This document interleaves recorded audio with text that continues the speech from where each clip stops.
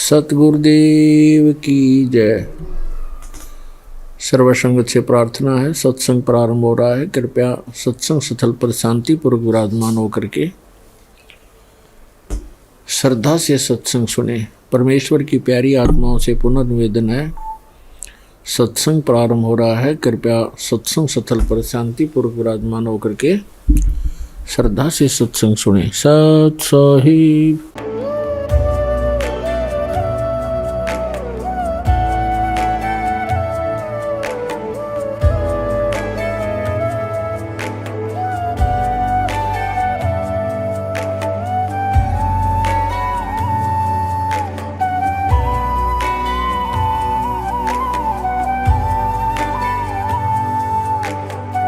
पूर्ण परमात्मा पाप कर्म दंड को भी काट सकता है।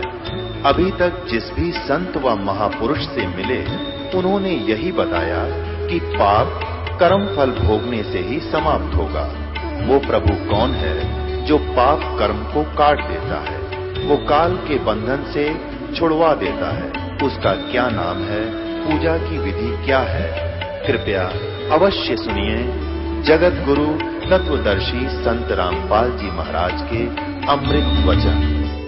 सतगुरुदेव की जय। बंदी छोड़ कबीर परमेश्वर जी की जय। बंदी छोड़ गरीबदास जी महाराज जी की जय। स्वामी रामदेवानंद जी गुरु महाराज जी की जय हो।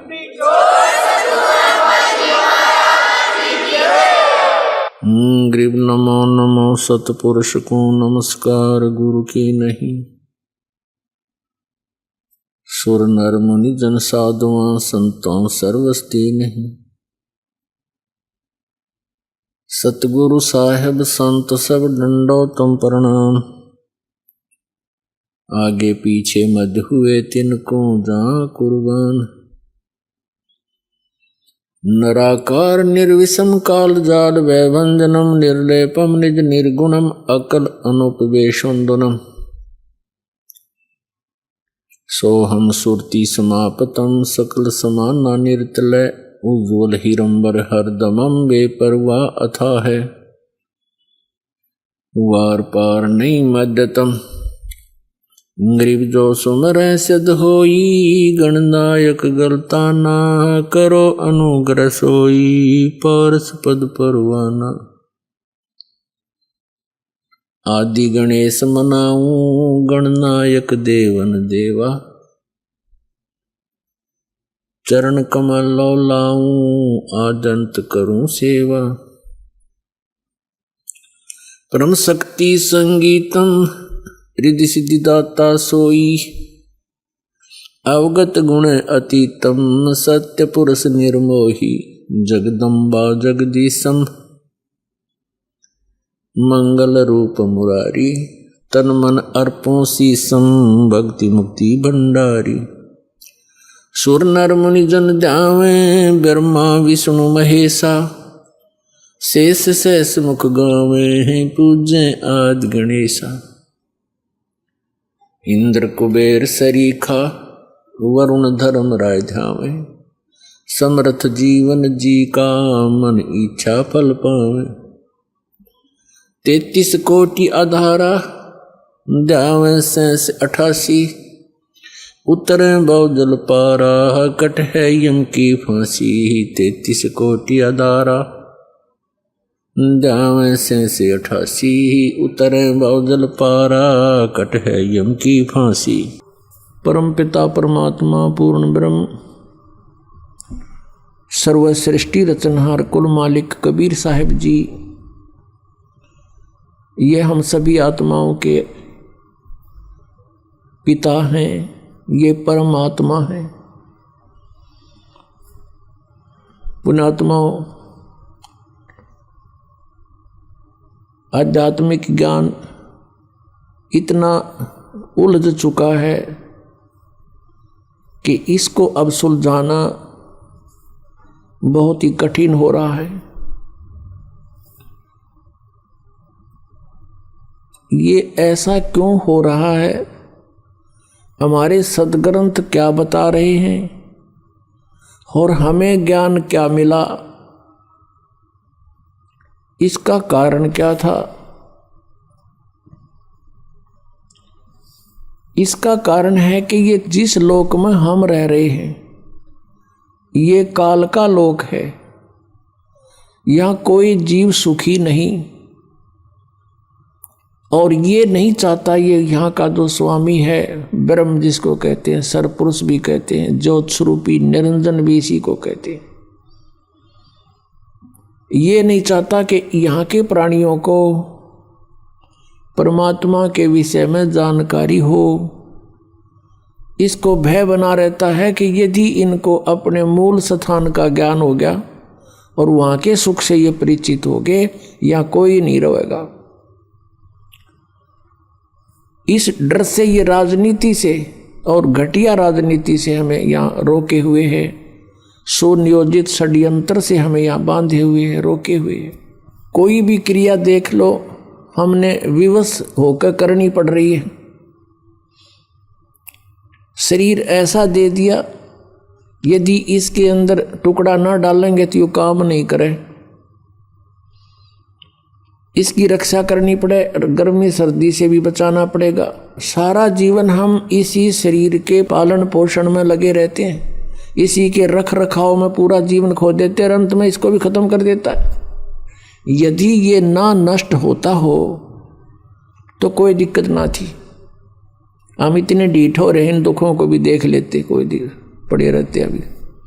लेकिन ये नष्ट भी साथ होता है, ये डर साथ बना रहता है।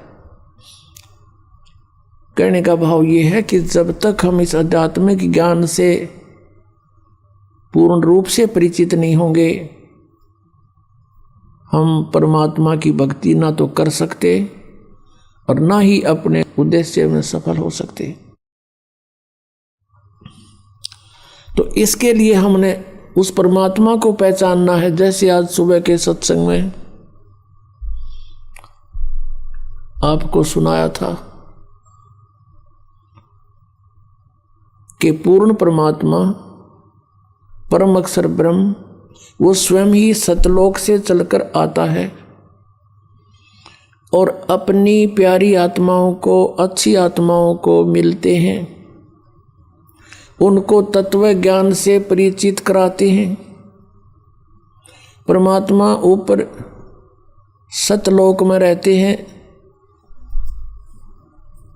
तीसरे मुक्ति धाम में विराजमान है। अपनात्मा ये चारों वेद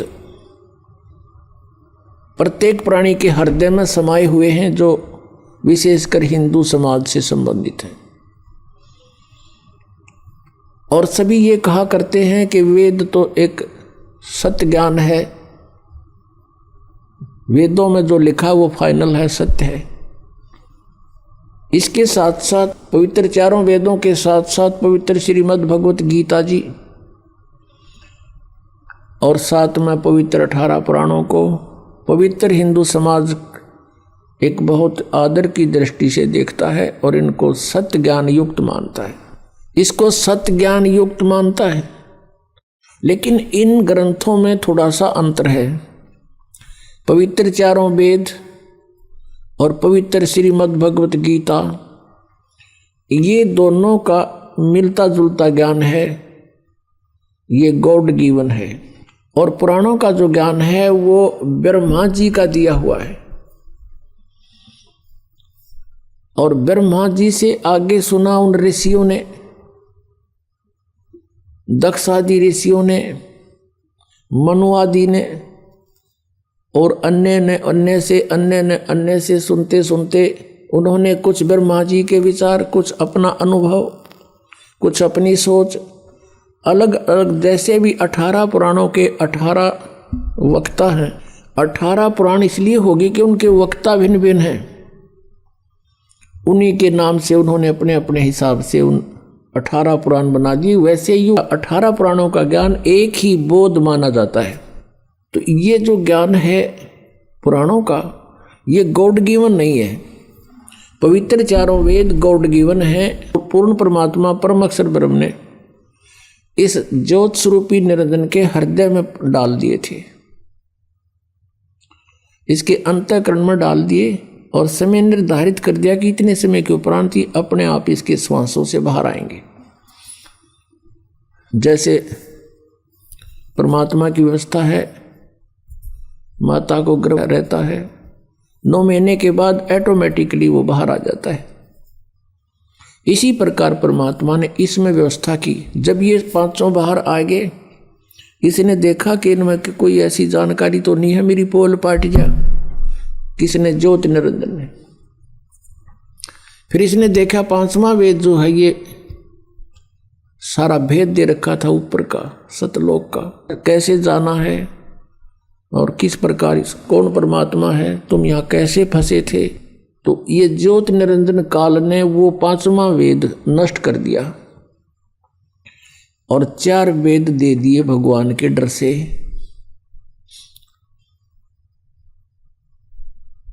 इन 4 वेदों में पूर्ण परमात्मा की महिमा है, साथ साथ में इसकी भी महिमा है।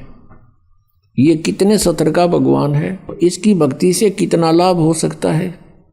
फिर इस काल ने ही ब्रह्म ने 4 वेदों को पढ़ा, उस 4 वेदों वाले ज्ञान को श्री कृष्ण जी में प्रवेश करके इसने बोला। इसमें थोड़ा सा इसने एक आध जगह गड़बड़ करने की चेष्टा की है और उसमें कहा कि ये मेरा मत है। यदि इसका मत वेदों से मेल खाता है तो वेद ज्ञान है वो, और इसका मत वेदों से मेल नहीं खाता है तो इसका अपना ही विचार है, वो भी नहीं मानने हमने केवल वेद ज्ञान को मानना है और 5वां वेद परमेश्वर ने स्वयं आकर के बोला था उसको मानना है। 18 पुराणों को हमने सहयोगी शास्त्र मान रखा है कि इसमें जो लिखा है इनमें इन ब्रह्मा विष्णु महेश जी की जीवनी है और इन्होंने लिख रखी है, तो इसको हमने इसलिए सत्य मानना है कि इनमें जो लिखा है इनकी सतिथि वह सही लिख रखी है। और जो पुराणों में वेदों के विपरीत ज्ञान है वो मान्य नहीं है। विपरीत कौन सा है? जैसे वे ऑफ वर्शिप। बाकी जो ज्ञान है वो तो वेदों से अलग है ही, वो तो हमने सिर्फ उनकी अपनी जीवनी है, ब्रह्मा जी की क्या स्थिति है, विष्णु जी की क्या स्थिति है, भगवान शंकर की क्या स्थिति है, इस तरह की कहानियां इसमें लिखी हुई, इनकी लीला लिखी है। उसके साथ साथ फिर अपने ऋषियों ने अपना अनुभव लिखा हुआ है। तो उनका अनुभव यदि वेदों के अनुसार नहीं है, वे ऑफ वर्शिप उसकी ऐसी नहीं है, तो नहीं मानेंगे हम। उन्होंने अपनी मर्जी से किसी में कोई मंत्र लिखा है, कोई कुछ लिखा है, वो नहीं मानेंगे, क्योंकि वो उनका अपना सोच है, वेद ज्ञान नहीं है वो। तो इस कारण से वेदों का ज्ञान जो है वो फाइनल है और पुराणों का ज्ञान भी हम केवल इसलिए मानते हैं कि जो ब्रह्मा विष्णु महेश को अजरो अमर कहा करते, सर्वेश्वर कहते थे, कालज्य और मृत्युंजय कहते थे, और वो यही कहा करते थे कि शिव पुराण में ऐसा लिखा है, विष्णु पुराण में ऐसा लिखा है और मार्कंडेय पुराण में ऐसा लिखा है, ब्रह्मा पुराण में ऐसा लिखा है। आज हमने उन पुराणों में जो पढ़ा वो ब्रह्मा विष्णु महेश की स्थिति जैसा वो बताते थे उसके विपरीत है और पुराण वही है। तो हमने पवित्र वेदों में ये जानना है कि उन वेदों में क्या लिखा है, क्योंकि वेद परमात्मा की ही महिमा से परिपूर्ण है और उन वेदों ने हमें क्या बताने की चेष्टा की है। हमने उन पवित्र सदग्रंथों से ये जानना है कि भगवान कैसा है और कौन है, कहाँ रहता है, उसको कैसे पाया जाता है, हम यहाँ किस लिए दुखी हो रहे हैं, हम यहाँ क्यों भटक रहे हैं। ऋषि महर्षि भी चले गए यहाँ जख मार के, उनको भी रास्ता नहीं मिला, ये कारण क्या है। परमात्मा ने कहा कि 9 मन सूत उलझिया, ये ऋषि रहे जख मार और सतगुरु ऐसा सुलझा दे, उलझे ना दूजी बार। परमेश्वर ने कहा कबीर साहब ने कि ये 9 मन सूत उलझा दिया, इन अज्ञानियों ने और साथ में इस काल ने, ब्रह्म ने। पुण्यात्माओं, परमात्मा कपड़ा बुनते थे, जुलाहा थे, जुलाहे की भूमिका कर रहे थे, और 1 किलो सूत शेर कहा करते पहले। एक शेर 1 किलोग्राम सूत यदि उलझ जा सारा दिन ना सुलझे, क्योंकि जब उसने टूट गया तो गांठ पड़ेगी, गांठ पड़ेगी तो कपड़ा साफ बना नहीं, और कपड़ा सही नहीं बना तो बुनाई मिले नहीं। जुलाहे को फेंक देंगे ठाका कि इसमें 20 गांठ लगा दी तूने। तो परमात्मा कहते हैं कि एक शेर 1 किलोग्राम सूत को सुलझाने में सारा दिन लगाना पड़ता है। तो ऐसे ये आध्यात्मिक ज्ञान रूपी सूत 9 मन उलझा दिया इन्होंने। कोई कुछ ज्ञान बताता है, कोई कुछ साधना बताता है। जैसे श्रीमद् भगवत गीता अध्याय नंबर 4 के और श्लोक नंबर 25 से लेकर 31 तक यही बताने की चेष्टा की गई है कि कोई ऐसी साधना करता है, कोई ऐसी साधना करता है, कोई ऊपर को पैर करके योगासन करता है, कोई देवताओं की पूजा करता है, और कोई स्वाध्याय करता है, कोई तीक्ष्ण अहिंसावादी व्रत रखता है, जैसे मुंह पर पट्टी बांध के नंगे पैरों घूमना। और ये सभी अपनी अपनी साधनाओं को पाप नाशक जानते हैं। फिर तुरंत कहा है 4 अध्याय के 32वें श्लोक में कि इस प्रकार की बहुत विस्तार के साथ यज्ञ यानी धार्मिक अनुष्ठानों की जानकारी सच्चिदानंद घन ब्रह्म की वाणी में, उस परम अक्षर ब्रह्म ने जो स्वयं आकर के अपने मुख से जो वाणी बोली है, वो 5वां वेद है। जिस वेद को काल भगवान ने नष्ट कर दिया था, उसकी पूर्ति करने के लिए स्वयं परमेश्वर ने आना पड़ा, और उस ज्ञान को ऐसे तरीके से बोल के लिखवा दिया कि ये विद्वान पुरुष जो एजुकेटेड मानते थे, संस्कृत के ज्ञाता, वो इन्हों सोचे ये तो ऊट पटांग बकवाद कर रखी है, इसमें कुछ को नहीं तो इसने भी नाश करा देते ये।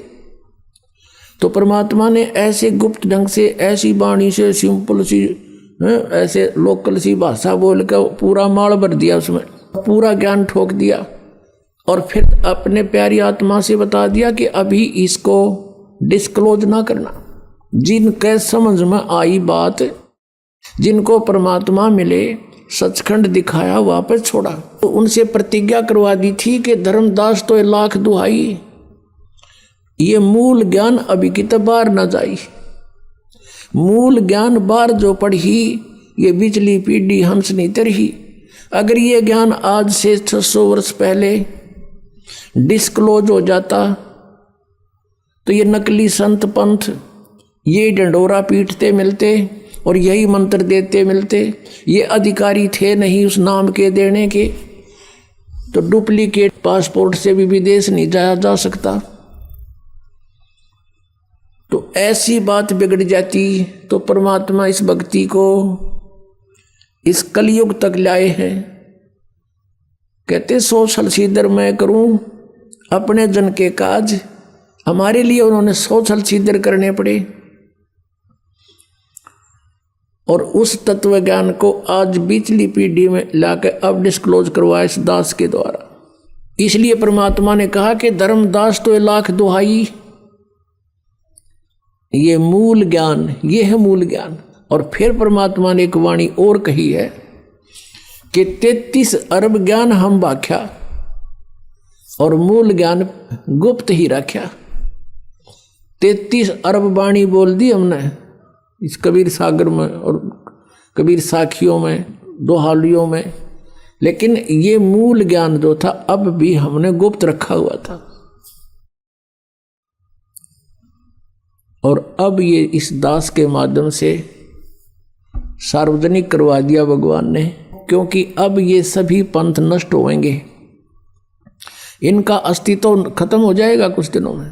क्योंकि इस बुद्धिमान जनता है, अपने भले बुरे को खूब समझते हैं ये, लेकिन अभी तक इनके न्यू ना जच्ची है कि ये हमारे जो गुरु हैं ये कति नकली हैं। और उनका उस समय यकीन होगा जब इस दास के ज्ञान को अच्छी तरह समझेंगे और सदग्रंथों से मेल कर लेंगे, फिर उन नकलियां न छोड़कर आप आ जाएंगे। कुछ एक ऐसे व्यक्ति होते हैं जो ना कहे किसी की कहे की माने, और गुरुजी ने जो कह दिया बस ठीक से, उसके बारे में परमात्मा कहते हैं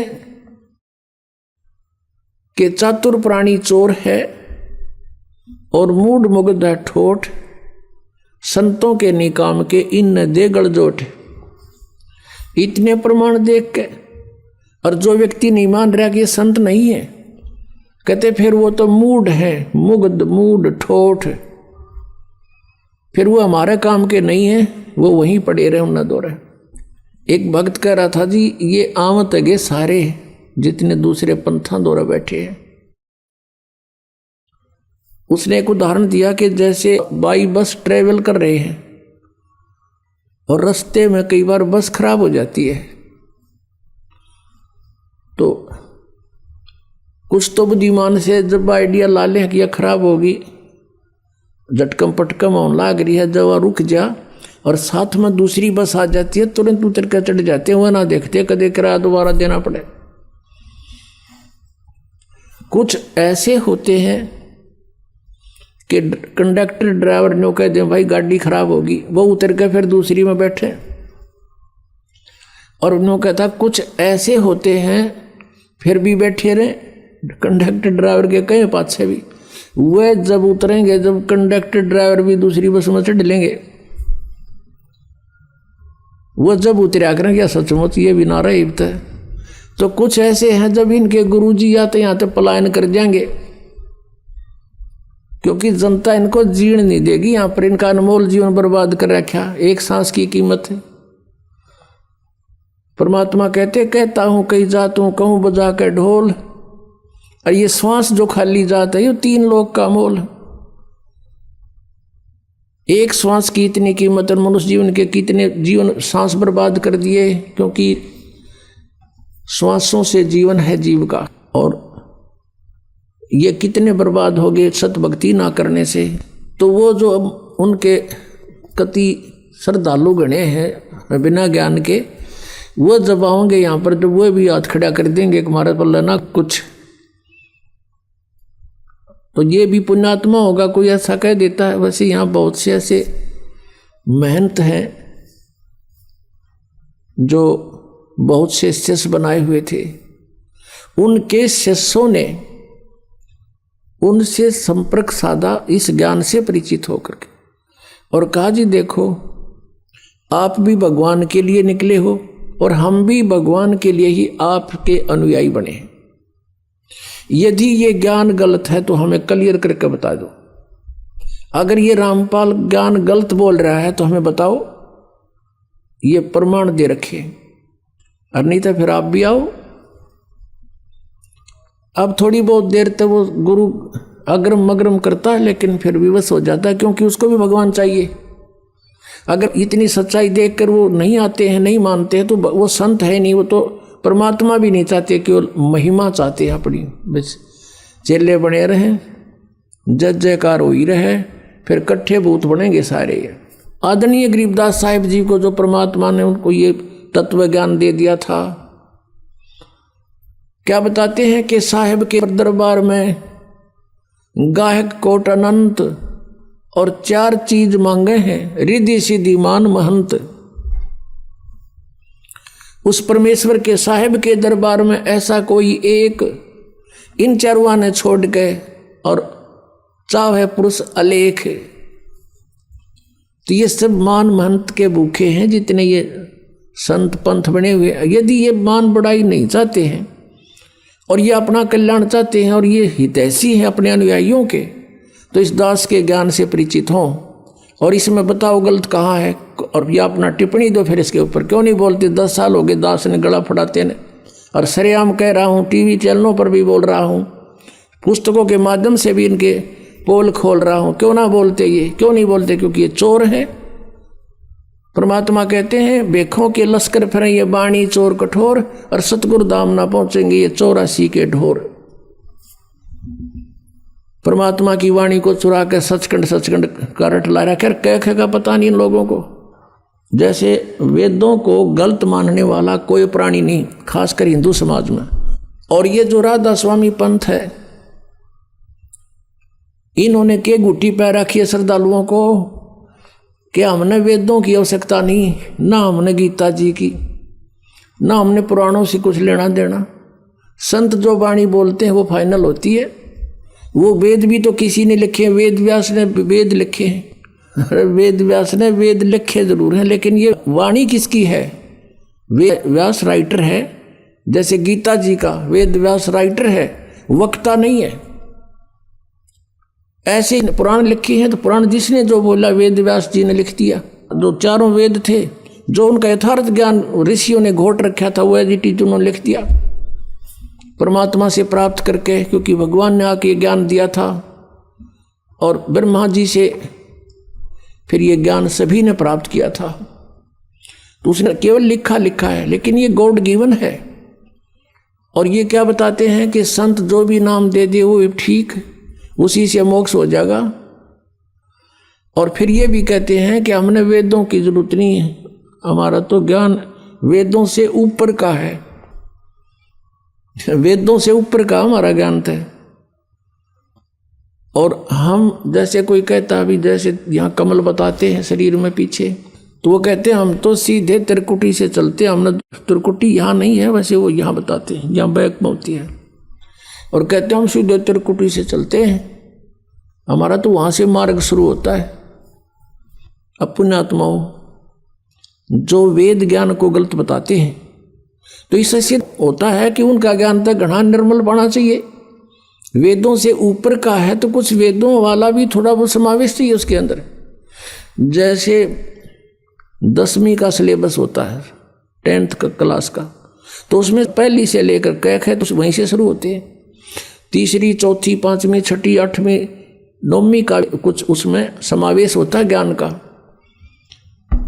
और इनका ज्ञान दिखाते हैं आपको राधा स्वामी वालों का, जो ये कहते हैं कि हमारा ज्ञान तो वेदों से ऊपर का है। अब दिखाता है इनका ज्ञान। 2 बोल इनके भी सुना दूं राधा स्वामी वालों के। एक पुस्तक है सारवचन राधा स्वामी वार्तिक, ये देखिएगा, इसकी एक झलक दिखाते हैं आपको। सारवचन राधा स्वामी वार्तिक, राधा स्वामी सत्संग व्यास, ये कहाँ से छपी है? प्रकाशक है जगदीश चंद्र, सेक्रेटरी राधा स्वामी सत्संग व्यास, डेरा बाबा जयमल सिंह, पंजाब। 2003 में ये 16वां संस्करण है। और ये यहाँ से छपी है, printed in India by Lakshmi offset printers, Delhi. इतने में इसकी भूमिका में क्या लिखा है कि सारवचन राधा स्वामी वार्तिक हजूर स्वामी जी महाराज के वचनों का संग्रह है। ये वचन सत्संगों तथा अन्य चर्चाओं के दौरान सत्संगियों ने नोट किए थे। स्वामी जी महाराज के परम धाम सिधारने के कुछ वर्ष बाद इनका संग्रह करके पुस्तक के रूप में छपवाया गया। सन 1902 में बाबा जयमल सिंह जी महाराज ने सारवचन राधा स्वामी वार्तिक को पहली बार गुरमुखी लिपि में छपवाया। प्रस्तुत पुस्तक उसी प्रथम गुरमुखी संस्करण के अनुसार है और अब इसका हिंदी संस्करण प्रकाशित किया जा रहा है। स्वामी जी महाराज का शुभ नाम, जिसने राधा स्वामी पंथ का चिमटा गाड़ा, जिसका प्रवर्तक माना जाता है, स्वामी जी महाराज का शुभ नाम सेठ शिवदयाल सिंह जी था। आपने 15 अगस्त 1818 में आगरा शहर में जन्म लिया।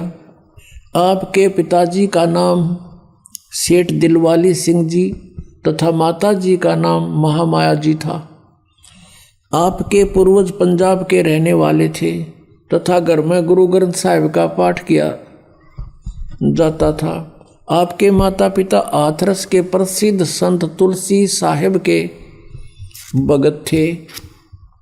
स्वामी जी महाराज ने भी तुलसी साहिब की काफ़ी संगत की थी। बचपन से ही स्वामी जी महाराज का रुझान अध्यात्म की ओर था। आपने एक कमरे में बैठकर 17 वर्ष सुरत शब्द योग का अभ्यास किया और सन 1861 में बसंत पंचमी के दिन खुले तौर पर आम सत्संग और सुरत शब्द योग का उपदेश शुरू कर दिया। पुण्यात्माओं, अब ये शिवदयाल जी तो थे सन 1818 में जन्मे आगरा में, और इन्होंने 17 वर्ष तक एक बंद कोठड़ी में बैठ के और हठ योग किया।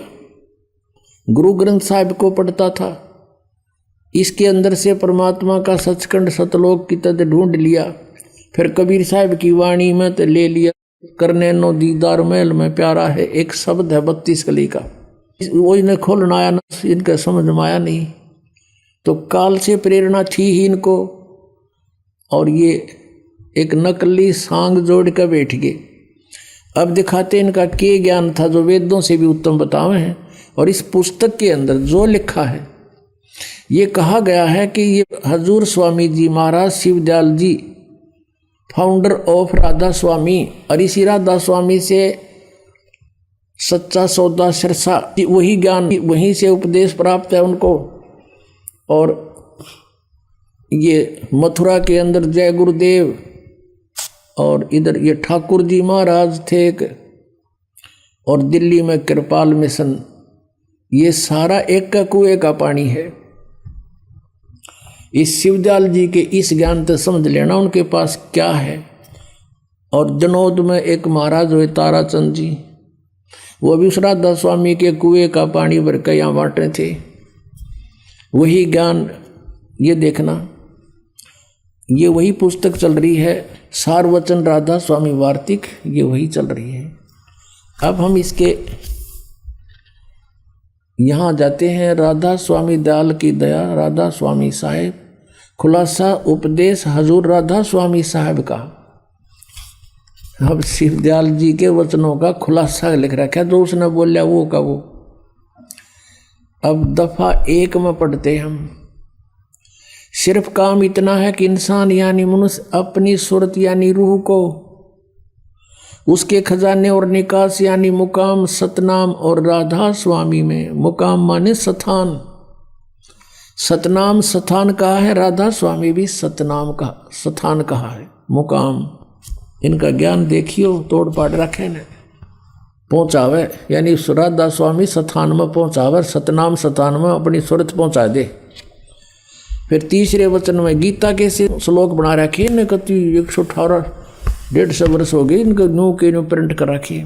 जितने आचार्य और महात्मा और अवतार पैगंबर हर एक मजमा हुए हैं, वे सब अपने अभ्यास के जोर से अंतर में तरफ मुकाम असली के चले, असली स्थान की ओर चले। कोई बिरले संत मंजिल 8वीं यानी राधा स्वामी तक पहुँचे। अरे वाह, अच्छा सिर्फ संत मंजिल 5वीं यानी सतनाम पर पहुँचे। अब यह मंजिल 5वीं सतनाम, और कोई बिरले संत मंजिल 8वीं यानी राधा स्वामी पर पहुँचे। अब यहाँ देखो, तो अब आपने देख लिया, अब यहाँ तक क्लियर कर दिया न कि सतनाम भी स्थान है, मंजिल कहो, ये मंजिल का यहाँ अनुवाद भी कर रखा है। मंजिल माने स्थान, देखियो रहा, मंजिल माने स्थान, यानी ये फिर देख लो, क्योंकि ये गणा गहरा ज्ञान है ना, इनका समझ में ना आवा जल्दी से। कोई बिरले संत मंजिल 8वीं यानी सतान 8वीं यानी राधा स्वामी पर, सिर्फ संत मंजिल 5वीं यानी स्थान सतनाम पे, सतनाम स्थान हो गया, मंजिल माने स्थान, सतनाम स्थान पे पहुँचे। अरे देखिए 4 वचन पृष्ठ नंबर 15 पे, कमाल कर दिया, इसमें तो रिकॉर्ड तोड़ दिया इन्हें, वेद फेल कर दिए सारे। अब समझना चाहिए कि राधा स्वामी पद सबसे ऊंचा मुकाम है, सबसे ऊंचा स्थान है राधा स्वामी, और यही नाम कुल मालिक और सच्चे साहब का है, सच्चे खुदा का है। और इस मुकाम से 2 स्थान नीचे यानी राधा स्वामी स्थान से 2 स्थान नीचे सतनाम का मुकाम है। देखिए नींद में बोल रहे तारा गजब भैयो। अब कहते हैं सिर्फ संत मंजिल 5वीं यानी सतनाम पर पहुँचे, और मंजिल माने स्थान, और ये कहें सतनाम तो स्थान हो गया, फाइनल हो गया कि सतनाम स्थान को कहते हैं। ये भी कहते हैं इस मुकाम से 2 स्थान नीचे, और मुकाम भी स्थान हो से। अब सतनाम भूल जाओ हम, स्थान इस 2 स्थान नीचे स्थान का स्थान है। ये वेद से गूढ़ ज्ञान है इनका, स्थान से का स्थान है। और इस सतनाम को फिर कैसे डिफाइन किया, देखना परिभाषा कैसी बताई है।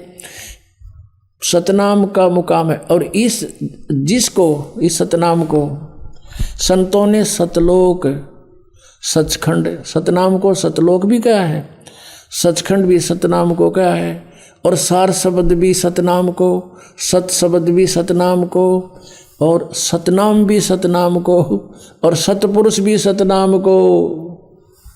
जय हो राधा स्वामी आलो। ये इनका वेदों से भी ऊपर टॉप मोस्ट ज्ञान है।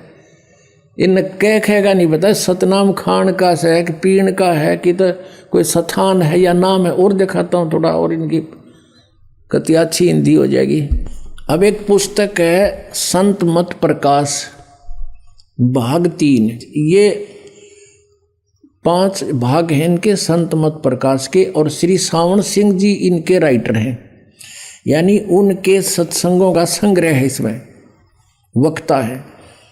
और श्री सावन सिंह जी जो हैं वो बाबा जयमल सिंह जी के उत्तराधिकारी थे तुरंत, और सावन सिंह जी के शिष्य थे ये कृपाल सिंह, जिन्होंने दिल्ली में अपना अलग मिशन बना लिया, और उन्हीं के शिष्य सच्चा सौदा सिरसा में जिन्होंने अलग स्थान बना लिया, सावन सिंह जी के थे। खेमामल नाम था उनका, बलोचिस्तान के रहने वाले थे, और फिर उनको शाह मस्ताना कहने लगे, और उन्होंने वहाँ अपना अलग से डेरा जमा लिया। ये उन्हीं का ज्ञान है इकट्ठा ही सबका। और अब आपको दिखाते हैं उस बाबा सावन सिंह जी के विचार थे, तो फिर अंडरस्टूड है कि सच्चा सौदा के होंगे, ये देखना। और शिवदयाल जी के होंगे, फिर कहना है कि है ये है संत मत प्रकाश भाग 3, ये है संत मत प्रकाश भाग 3, और ये है बाबा सावन सिंह जी, महाराज सावन सिंह जी। संत मत प्रकाश भाग 3 हजूर महाराज सावन सिंह जी के सत्संगों का संग्रह, राधा स्वामी सत्संग व्यास से ये छपा है।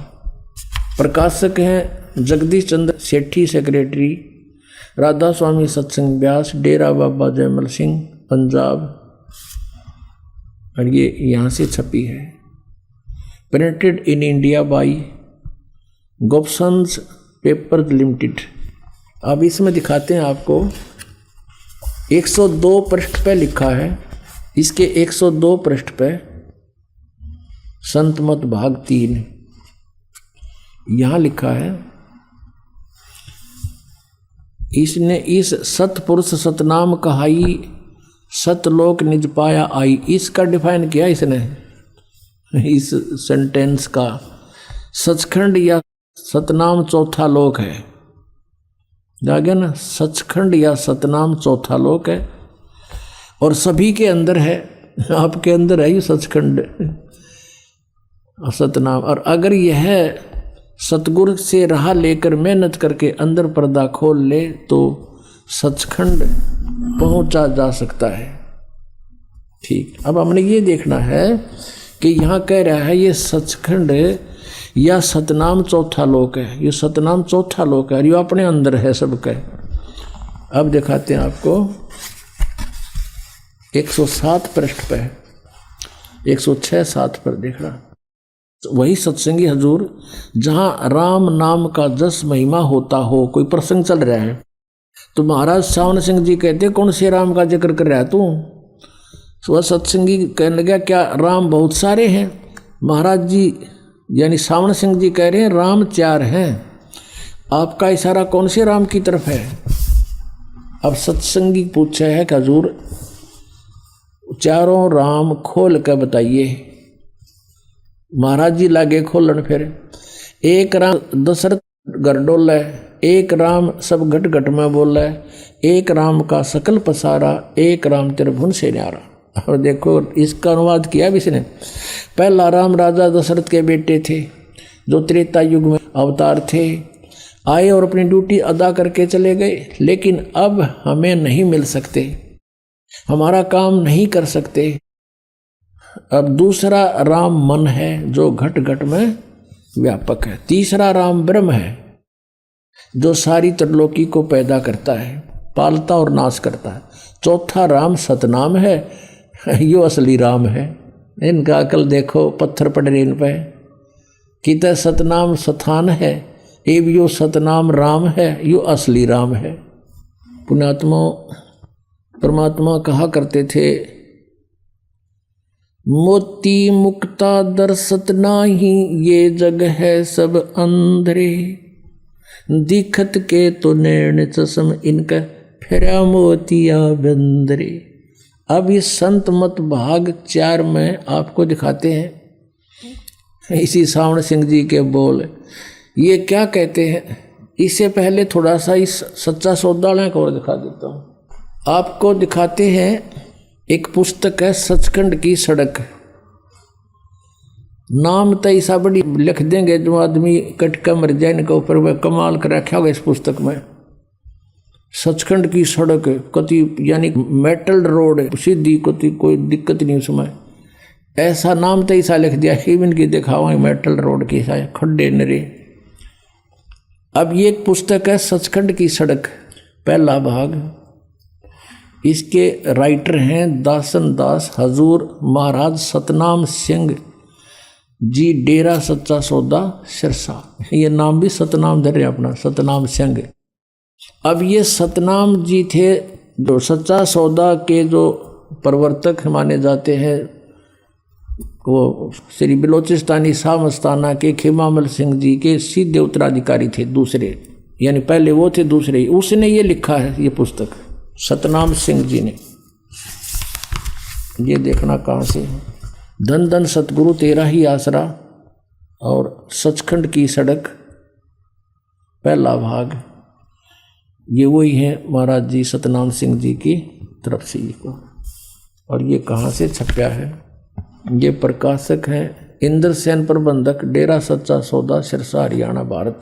मुद्रक है इंद्र सेन प्रबंधक, परमार्थ उपदेश प्रिंटिंग प्रेस, डेरा सच्चा सौदा, सतनाम सिंह जी मार्ग सिरसा हरियाणा, पिन कोड। इसके 226 पृष्ठ पर हम ले चलते हैं आपको। ये है 226 पृष्ठ सचखंड की सड़क है। इसका अनुवाद किया है, एक शब्द है इनका, अलख नामी आया रे सारे देश छोड़ के, जी छोड़ के मैं आया तेरे लिए प्यारे देश छोड़ के। ये कहते हैं शिवदयाल जी की अमरवाणी है या इसका यहाँ अनुवाद कर रहे हैं। अलख अनामी आया सारे देश छोड़ के, जी छोड़ के मैं आया रे तेरे लिए प्यारे देश छोड़ के।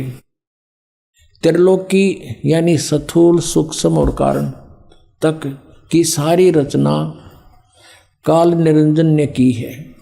संतों का देश सचखंड या सतलोक है। देख ठीक है, अब यहाँ संतों का देश सचखंड या सतलोक है, ठीक है। और वही सतपुरुष या आदि पुरुष का स्थान है, ठीक है। इस सचखंड के ऊपर यानी सतलोक के ऊपर है या डिफाइन कर रहे हैं। वह अजर अमर अविनाशी है और सदा एक रस है। वहाँ चैतन्यता ही चैतन्यता है, प्रकाश ही प्रकाश है। नीचे पिंड तक की कुल रचना का आदि और अंत वही है। और उसी को यानी सचखंड को, इस सतलोक को क्या कहते हैं? सतलोक को सतनाम भी कहते हैं, सत शब्द भी और सार शब्द भी कहा जाता है।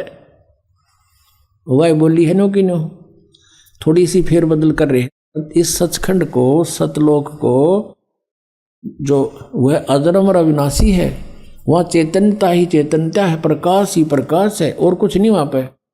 और उसी को सतनाम भी कहते हैं, सचखंड को, और सत शब्द भी कहते हैं, और सार शब्द भी। उस सतलोक को कहते हैं, सतनाम भी उसी को कहते हैं। अब पुण्यात्माओं, ये है इनका ज्ञान जो वेदों से भी ऊपर का है। और दिखाते हैं, एक कथा सुना रखी है सावन सिंह जी ने कि एक समय एक इंद्रमती नाम की रानी थी और वो कबीर साहब की शिष्या होगी।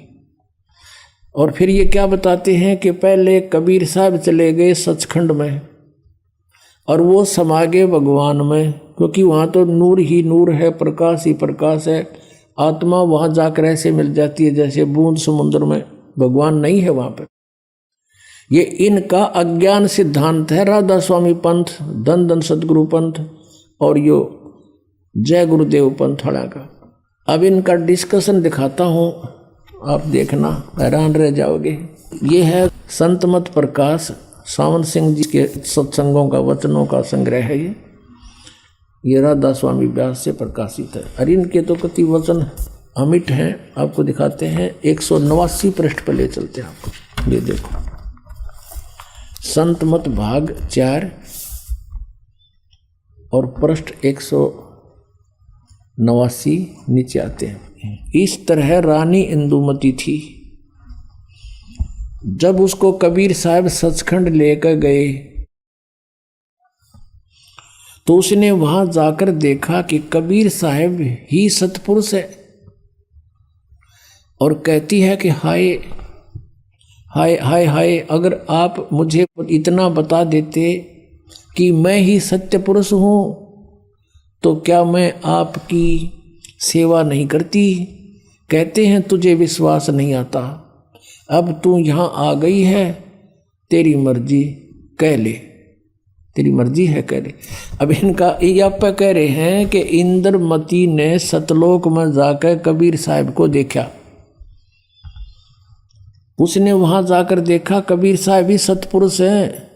फिर थारे वाला की तगाई परम धनी, जब आप लिख रहे हो कबीर साहब सतपुरुष हैं और वह इंद्रमती का उदाहरण दे रहे हैं, तो तुम्हारा परम धनी क्या होगा वहां पर फिर। और फिर दूसरा वो कहाँ रहा जब वहां कबीर साहब मिल गए जाके। अब आपको एक और दिखाते हैं 264 पृष्ठ पर, ये देखिएगा, इसी संत मत भाग 4 में और 264 पृष्ठ पे।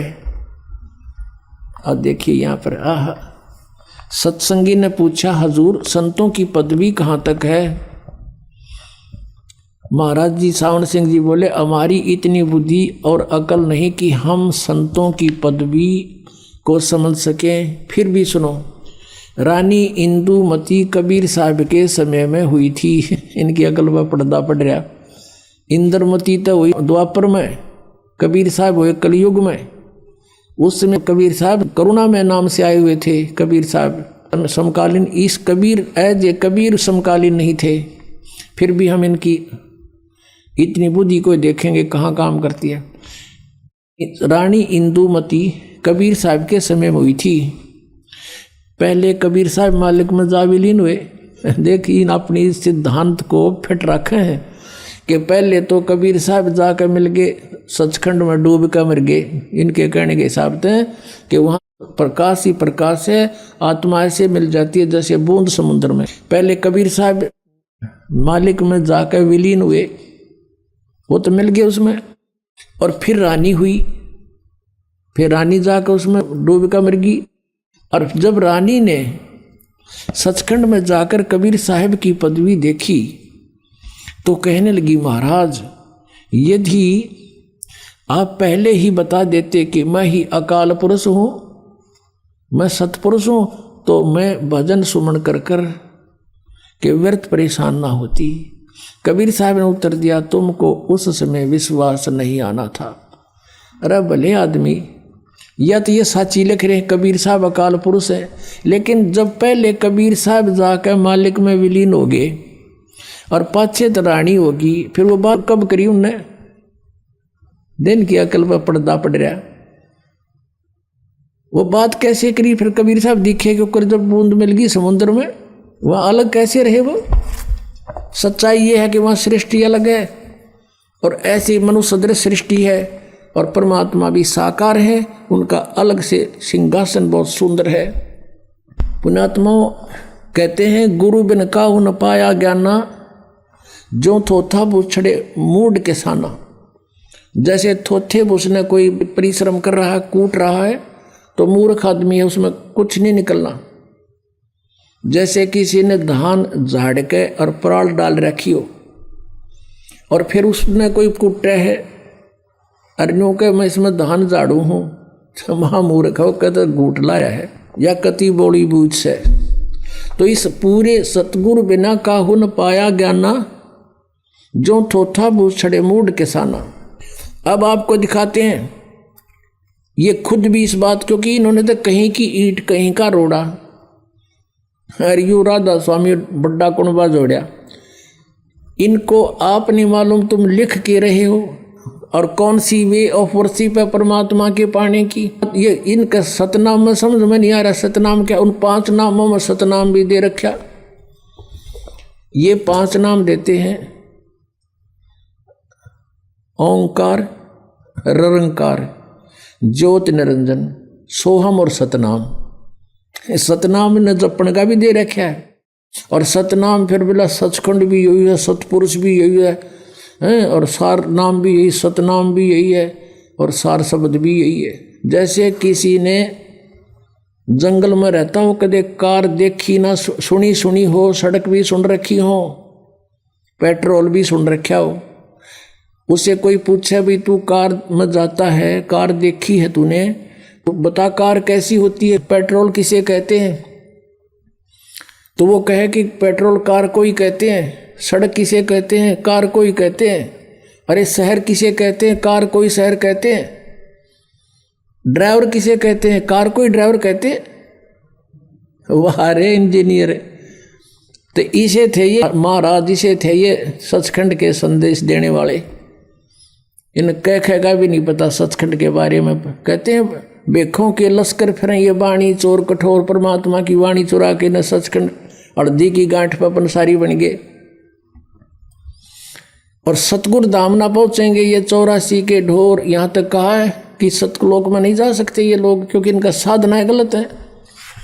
एक पुस्तक है घट रामायण, आपने श्री शिवदयाल जी की जीवनी में थोड़ा सा पढ़ा कि इनके घर पे गुरु ग्रंथ साहिब का पाठ होता था और तुलसीदास हाथरस वाले के शिष्य थे इनके माता पिता। अब घर में कोई चर्चा चल रहा है तो बच्चे भी तो सुनते हैं, जब पाठ हो रहा है, सत्संग होता है, तो इसको किसी ने फिर मिसगाइड कर दिया और उससे भी न्यारा उसने 500 नाम शुरू कर दिए। अब ये क्या लिख रखा घट रामायण में, 500 नाम काल के जानो। ये देखिए, ये है घट रामायण तुलसी साहिब हाथरस वाले की, बेल्डियर प्रिंटिंग प्रेस इलाहाबाद से ये छपी है। ये 2 भागों में है, हम प्रथम भाग दिखा रहे हैं आपको। अब ये 27 पृष्ठ पर देखिएगा। अब यहाँ से शुरू करते हैं भेद पिंड और ब्रह्मांड का। अब यहाँ से शुरू करके वैसे इन्होंने बहुत लंबा चौड़ा, हम थोड़ा हलेंगे। दानी कह जीव सुन बाता, बिना दान कर हो मैं घाता। जब जीव कहे समझ सुन भाई, करो घात के ही कारण जाई। अंतर गुफा तहाँ चल जाऊं, ता साहिब के दर्शन पाऊं। 500 नाम जीव जब भाख्या, और 6ठा नाम गुप्त कर रख्या। 500 नाम काल के जानो, तब दानी मन शंका आनो। ओए होए, ये 500 नाम तक काल के हैं, तब दानी मन शंका आनो। निर्गुण निराकार निर्वाणी, धर्म राय ये 5 बखानी।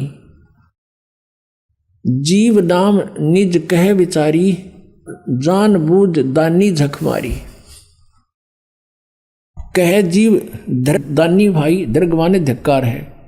कह जीव दर्ग दानी भाई, हम चल जाई नाम चितलाई। दानी दान चुकाओ आई, जब यह बाट निभन तू पाई। कहकर अंश कहाँ तुम जाई, बात आपनी को समझाई। कह जीव सतलोक निवासा, मैं चल जाऊं पुरुष के पासा। दानी कह दूर है भाई, अगम पंथ कैसे निभ जाई। कौन नाम मार्ग को जाई और कौन नाम से उभरे आई। इतना भेद कहो समझावा और बाट जीव जब घर की पावा। अब जीव बोलता है, दानी सुन विधि बात हमारी, हम चल जावा पुरुष दरबारी। कहते हैं सुरत नृत ले लोक से धाऊं, आदि नाम ले काल गिराऊं। उन 5 नामों से अलग है ये आदि नाम ले काल गिराऊं, और सत नाम ले जीव उभारी, अस चल जाऊं पुरुष दरबारी। अब ये सतनाम के है और आदि नाम क्या है? सतनाम ये 2 अक्षर का है, इसमें एक ओम है। गीता जी अध्याय नंबर 17 के श्लोक नंबर 23 में क्या है? ओम तत्सत इति निर्देश ब्रह्मण त्रिवेद समर्थ है। ओम त ब्रह्म का और तत् परब्रह्म का, यानी अक्षर पुरुष का। तो इस सतनाम में ये सतनाम 2 अक्षर का है, एक ओम प्लस में दूसरा तत्, वो सांकेतिक, और सार नाम ये आदि नाम है। इन तीनों, इनसे मोक्ष होगा जीव का, ये क्लियर कर रखे। ये 5 नाम काल के जानो, ये 5 नाम तो काल के हैं। निरंकार ओंकार ज्योत निरंजन सोहम और सतनाम, ये कबीर साहब से इकट्ठे कर लिए अपना आत्माओं। अब ये तो है इन राधा स्वामी वालों का ज्ञान, 5 नाम देते। अब हम आते हैं वे ऑफ वर्शिप पे। पहले दिन का ज्ञान देख लिया, सचखंड क्या, सतलोक है, न कह का नहीं पता। फिर इनकी वे ऑफ वर्शिप क्या, साधना क्या है, जिससे मोक्ष मान रहे हैं कि हम सचखंड जाओगे और त्रिकुटी तो शुरू होवांगे। ये तो बच्चों वाला खेल बना रहे हैं इसको। त्रिकुटी को तो ये सामान रहे जैसे बरवाले का बस स्टैंड हो, और कोई चला जाओ, पैदल बैठो, चाहे यहाँ से गाड़ी में बैठो और 2 मिनट में पहुंच गए। त्रिकुटी में जाने से पहले तो बहुत व्यवस्था क्लियर करनी पड़ेगी आपने यहाँ से। Trikuti is the international airport. International airport पर जो व्यक्ति जाता है उसने पहले ही निर्धारित होता कहाँ जाना होता, उसके लिए सारे पासपोर्ट और किराया वो पहले जुगाड़ जोड़ना पड़ा। नो ड्यू सर्टिफिकेट उस देश का स्वदेश आने के लिए।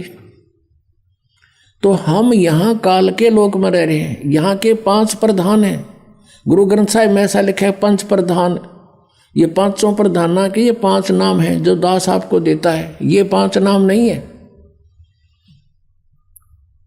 जो ये राधा स्वामी वाले देते, वो 5 नाम अलग हैं। ये 5 नाम ये कमलों के हैं जो आपको दिए जाते हैं प्रथम मंत्र में।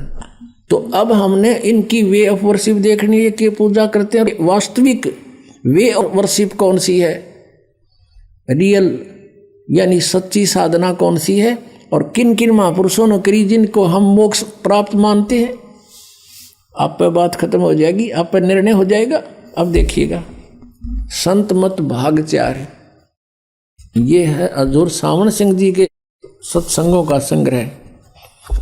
और ये कहाँ से छपी है, ये आपको दिखाई दी थी। संत मत प्रकाश बाग 4, महाराज सावन सिंह जी, प्रकाशक ये सेवा सिंह, सेक्रेटरी राधा स्वामी, सत्संग व्यास, डेरा बाबा जयमल सिंह, जिला अमृतसर। मुद्रक हैं Sartaj printing press, Tanda road, Joshi state, Jalandhar से। अब हम इसके 261 पृष्ठ पर आते हैं। कमाल कर रखा है। ये है 261 पृष्ठ और ये है संत मत प्रकाश भाग 4।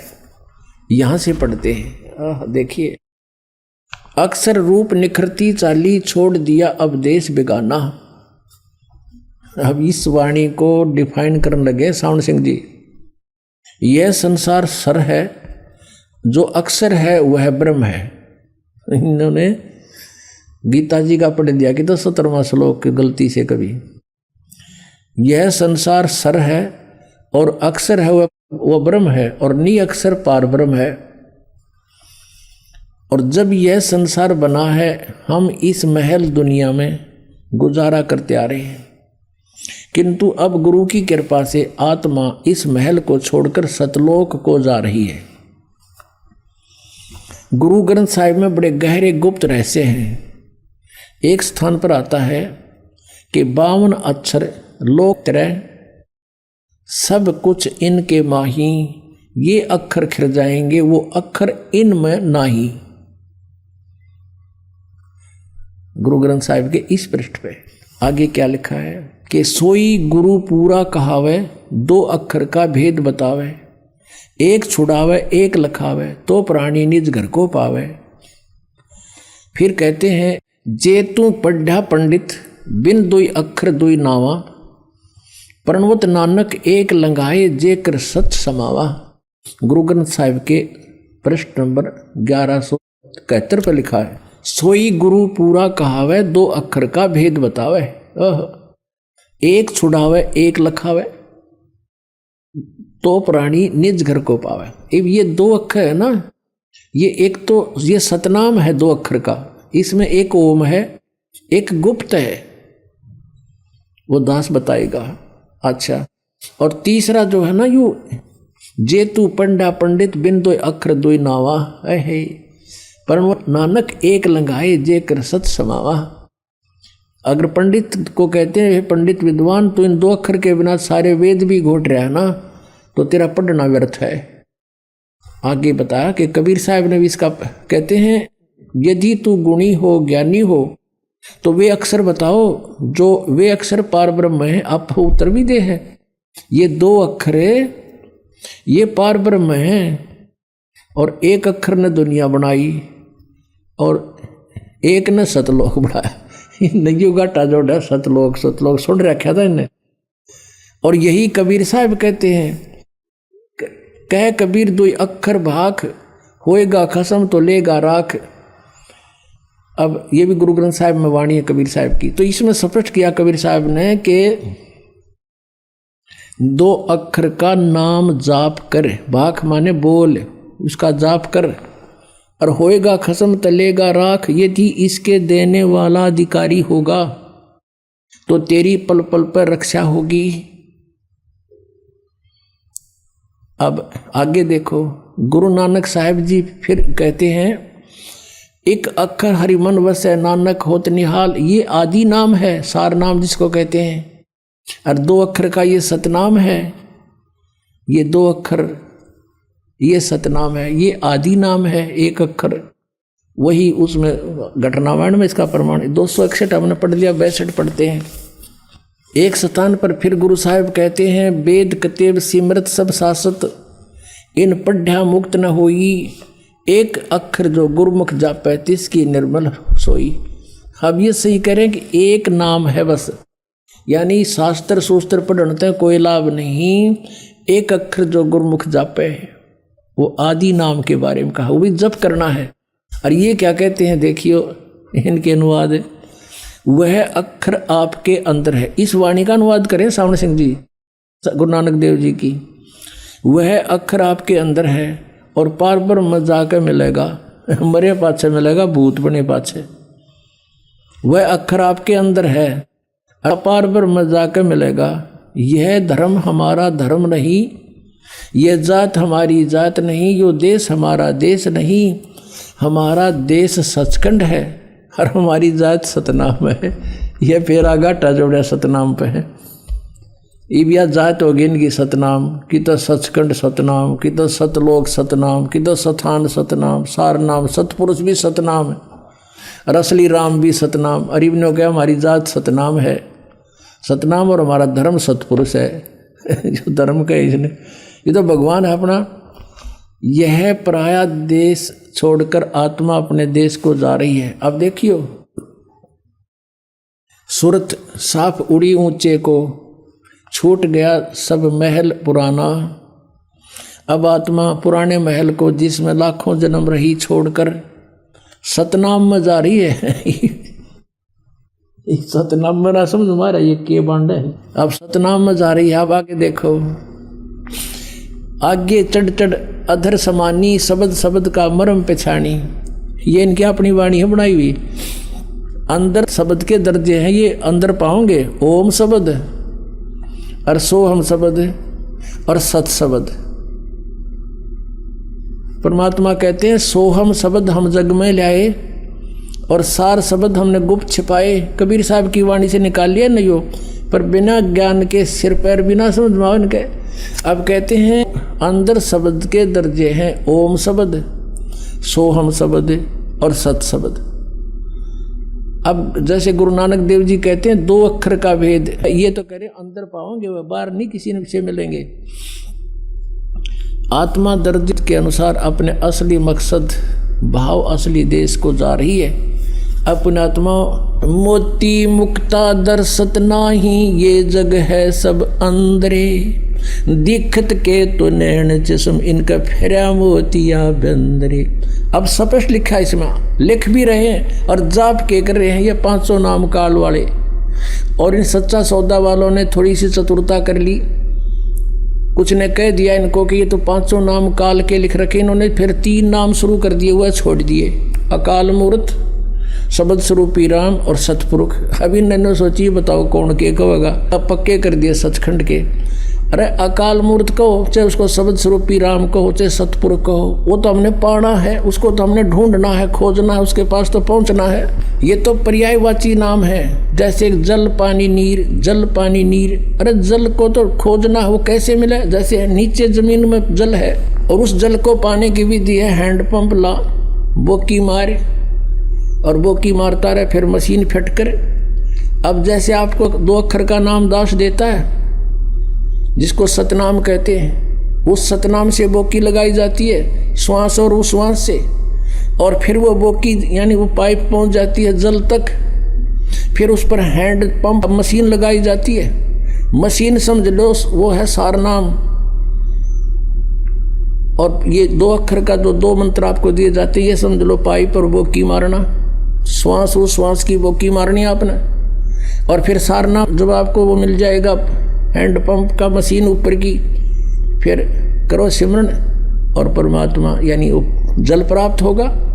अब देखो गुरु नानक देव जी को ये मानते हैं मोक्ष प्राप्त हुआ, उन्होंने कौन सा मंत्र जाप किया था? ये देखिएगा, जन्म साखी भाई बाले वाली, सब तो वड्डी भाई बाले वाली जन्म साखी। Doctor Jawahar Singh Kirpal Singh and company, ये इसके छापने वाले प्रकाशक हैं। ई जन्म साखी अज तक छप चुकिया नालों वड्डी है, सब तो वड्डी ते पुरातन है पुरानी, भाई बाले वाली जन्म साखी। श्री गुरु नानक देव जी दी पंजे साहिब दी साखी ते 10 पातशाह दे जीवन समेत मुकम्मल साखियां हन। प्रकाशक हैं doctor Jawahar Singh Kirpal Singh and company, पुस्तकां वाली गली नंबर 8 और बाग रामानंद अमृतसर। इतना ये नोट, साड़ी कोई ब्रांच नहीं है, ये तो अपना इनका होता। अब इसके 547 पृष्ठ पर हम आते हैं। ये 547 पन्ना है जन्म साखी का, ये समुद्र दी साखी। अब यहाँ आते हैं, बाला संधु वाच, बाला संधु बोले, बाला संधु बोले, जो बाला और मर्दाना 2 शिष्य थे श्री नानक देव जी के। अंगद जी को बता रहे हैं, बालाजी अंगद जी पूछ रहे हैं आप उनके साथ रहा करते थे, गुरु जी की कोई महिमा सुनाओ। तो बाला संधु वाच, ताते है गुरु अंगद जी, जद गुरु नानक जी अजीते अजीते पासों विद्या होए, ता मर्दाने किहा सच्चे पातशाह जी असा समुद्र ता देखिया पर लंका नहीं देखी, जिथे रामचंद्र जी चढ़ाई कीती है। ता गुरु नानक जी किहा चलो भाई बाला ते मर्दाना, तुहानू रंज नहीं करना, आँखी मीटो, आँख मीचो। जा आँखी मीट के खो लिया, ता समुद्र दे कंडे जाई खड़े होए,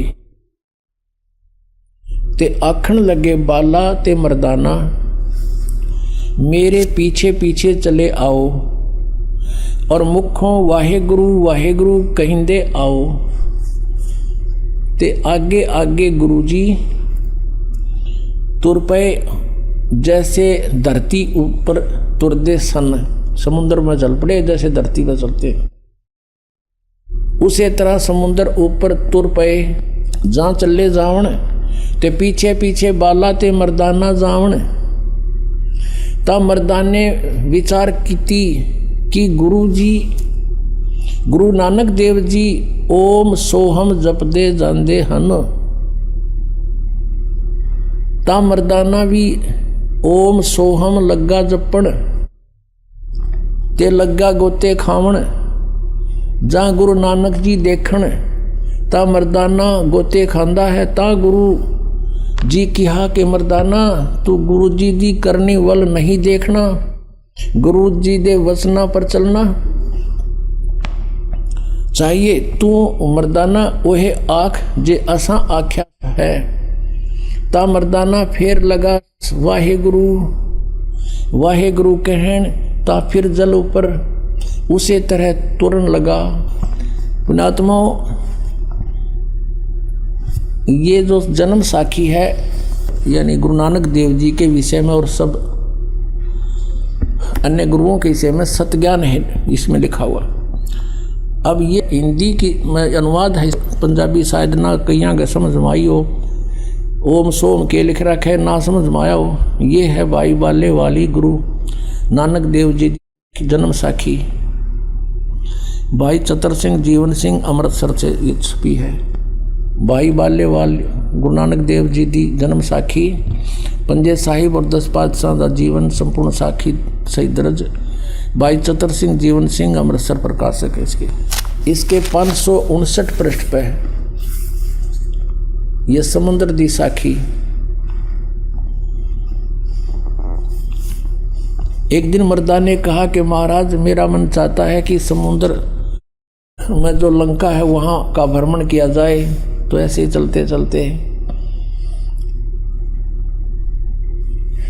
अब ये सारा ये आ गया कि आगे आगे गुरुजी ओम सोहम का जाप करते चले जा रहे थे। वो पंजाबी ना समझ में आई होती, हिंदी में नन कर रखी है। और फिर मर्दाना ने सोचा हम भी ओम सोहम का जाप क्यों ना करें।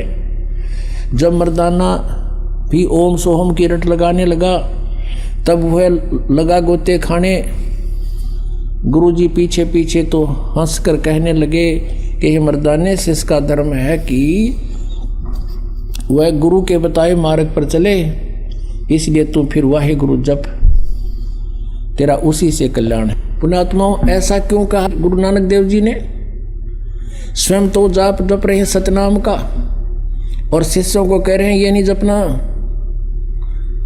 क्योंकि उनको आदेश था उस परम पिता का, धर्मदास तो लाख दुहाई, ये सार नाम किते बार न जाई, सार शब्द बार जो पढ़ी, बिचली पीढ़ी हंस न तेरही। गुरु नानक देव जी को परमात्मा मिले थे सचखंड से आकर के, अपने लीला अनुसार सभी अच्छी आत्माओं को मिलते हैं जैसे वेद बताते हैं। और उनसे कह दिया था कि ये नाम जपो, तुम ये सतनाम जपो, ये है 2 अक्षर का नाम। और वो ये राधा स्वामी वाले ने कहा 2 अक्षर जो गुरुमुख जापे वही गुरु पूरा कहावे, जो 2 अक्षर का वेद बतावे। 3 नाले तो पूरे को नहीं तो 5 अक्षर के बतावे हैं। अब 2 अक्षर का ये है जो आपके समक्ष कहा। और गुरु नानक देव जी ने इसलिए मना कर दिया था मर्दाने को कि कहीं आने वाले समय में कोई इस नाम को जाप ना कर ले और भेद खुल जावे, क्योंकि गुरु नानक देव जी जैसे महापुरुष उनको भगवान चाहिए था, समाज नहीं। उन्होंने परमात्मा की आज्ञा का पालन किया। इस मंत्र का किसी को थर्ड पर्सन को भेद नहीं दिया, सेकंड को भी नहीं दिया।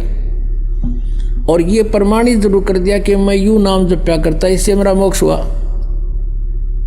आज वो सतनाम पुण्यात्मा आपको मिल गया है और इससे मोक्ष होगा। ये बांटे 5 नाम और फिर नको ना समाधि ला ले, बस 5 नाम तो मंडला के हैं। फिर तुम कित गड्ढोगे जब ये मंडलाएं के काल के हैं, तुम कहाँ जाओगे? फिर वो जाने वाला नाम बताओ। परमात्मा कहते हैं सो हम शब्द हम जग में लाए, सार शब्द हम गुप्त छिपाए। अब सोम शब्द ने ले लिया कबीर साहब की वाणी ते, अब वो सत शब्द को तो ना इनका पल्ला पड़ा और ना ये वो नाम 2 अक्षर का नाम नहीं देते। तो इससे सिद्ध हो गया कि राधा स्वामी पंथ वालों का ज्ञान गलत, इनकी वे ऑफ वर्शिप, इनकी साधना गलत। तो ये पूरा पंथ काल के जाल में है। दास कोई ईर्षावश नहीं कह रहा, परमार्थवश ये बात कह रहा है। पुण्यात्माओं, ये जन्म साखी एक सरदार के बच्चे ने ला कर दी हमारे को, जब इस ज्ञान से परिचित हो गया। हमने तो गुरु ग्रंथ साहिब को देखा और सदग्रंथों को देखा, तो वो अपने इतिहास से खुद परिचित होते हैं प्राणी। उसने लाकर बताया कि जी आपने आज दृढ़ विश्वास हो गया हमारे कि इसी मंत्र को गुरु साहिब जाप करा करते थे, और गुरु नानक देव जी के अतिरिक्त इस मंत्र का किसी भी नीचे उसके बाद के जितने भी गुरु साहिब हुए हैं उनको भी इस मंत्र का भेद नहीं था। ये प्रत्यक्ष प्रमाण है। जब गुरु नानक देव जी ने अपने शिष्य को इसलिए कह दिया कि कहीं आगे इसका कोई जाप ना कर ले, और वाणी में लिख रखा था उन्होंने अपनी वाणी में ये मंत्र, तो उस वाणी को छोड़ दिया गया गुरु ग्रंथ साहिब की रचना करते समय। किस लिए कि कहीं कोई, क्योंकि गुरुदेव का आदेश है कि ये मंत्र नहीं जपना, तो वो बची हुई वाणी, छोड़ी हुई वाणी, एक प्राण संगली नाम की एक पुस्तक अलग से बना रखी है। उसमें स्पेशल लिखा है कि केवल गुरु नानक देव जी की मैले पहले की वाणी है, जो गुरु ग्रंथ साहिब की रचना करते समय रह गई थी, ये अलग से लिखी गई। उसमें क्लियर लिखा है दोनों अक्षर ये। अब यही कहते हैं, जिन जिन को भगवान मिले, हम सुल्तानी नानक तारे दादू को उपदेश दिया, जात जुलाहा भेद न पाया, काशी माहे कबीर हुआ। आदरणीय गरीबदास साहिब जी ने कहा कि हमें भगवान ने तारा, किन किन को? हम सुल्तानी, इब्राहिम सुल्तान अधम नाम के एक मुसलमान राजा थे, नानक जी को, दादू जी को, हम सुल्तानी नानक तारे दादू को उपदेश दिया, जात दुलाहा भेद नहीं पाया, वो काशी माहे कबीर हुआ। अब गरीबदास साहिब जी ने अपनी अमृतवाणी में लिखा है, ओ हम सो हम पालड़े रंग होरी हो, 14 लोक चढ़ावे राम रंग होरी हो, 3 लोक पासंग धरे रंग होरी हो, तो ना तुले तुलाया राम रंग होरी हो। ये 2 अक्षर का मंत्र ये तुम्हें दिया जाता है, कहते इसके एक श्वास की सिमरन एक पालड़े में धर दे, तराजू के एक पलड़े में, और दूसरी तरफ ये 14 लोक चढ़ावे। 14 लोक, ये भगवान शिव का लोक, विष्णु का लोक, ब्रह्मा जी का लोक, दुर्गा का लोक, और ये नीचे के पाताल, फिर ये स्वर्ग लोक, और ये ब्रह्मलोक, धर्मराज का लोक। ये कहते हैं 14 लोक तक रख दे उस एक मंत्र के जाप के बराबर के पलड़े में, और 3 लोक पासिंग धरे। पासिंग कौन सी होती है? जैसे हमारे घरों में ये बिजनेस करने वाले जो बनिए आते थे गेहूं कणक तोलने के लिए, जैसे गेहूं गुड़ शक्कर जो भी मोल लेने आते थे, तो वो क्या करते थे, पहले धनी को तराजू दिखाते थे, देख ले भाई, उसमें जो थोड़ी त्रुटि होती थी तो उसको बैलेंस बनाने के लिए, उसकी करेक्शन करने के लिए, जो सामान जैसे गेहूं तोलना है तो गेहूं 2 मुट्ठी उठाकर दूसरी साइड डाल लेते थे, ताकि वो उसमें जो डिफेक्ट है वो ठीक हो जाए, उसमें कोई डिफेक्ट ना रहे, पलड़ा बिल्कुल पैरेलल हो जाए। तो वो पास्यंग बोला करते, उसने पास्यंग, और उसी तरफ बट्टा रख लेते थे, और बाकी शेष सौदा तोला करते थे अलग से। तो क्या बताते हैं कि ये 2 अक्षर का मंत्र, ओम सोहम पालड़े रंग होरी हो, और 14 लोक चढ़ावे राम रंग होरी हो, और ये 3 लोग तक पासिंग धर दे, जिनकी तो गिनती है कोई ना, सौदे में कोई नहीं है।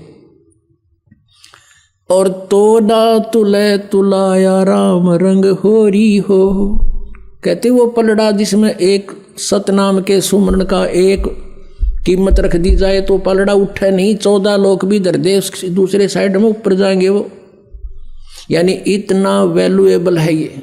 पुण्यात्माओं, एक लाला जी था, वो 2 भाई थे, उनमें से छोटे की मृत्यु होगी, उस छोटे के 2 पुत्र थे, कोई 18 वर्ष का, कोई 16 वर्ष का। अब जब देखा पिताजी का अंतिम संस्कार हो गया, उसकी गति गाती जैसे ये कराया करें सारा काम हो लिया, तब रोटियों की समस्या आई। तो उन बच्चों की मां ने,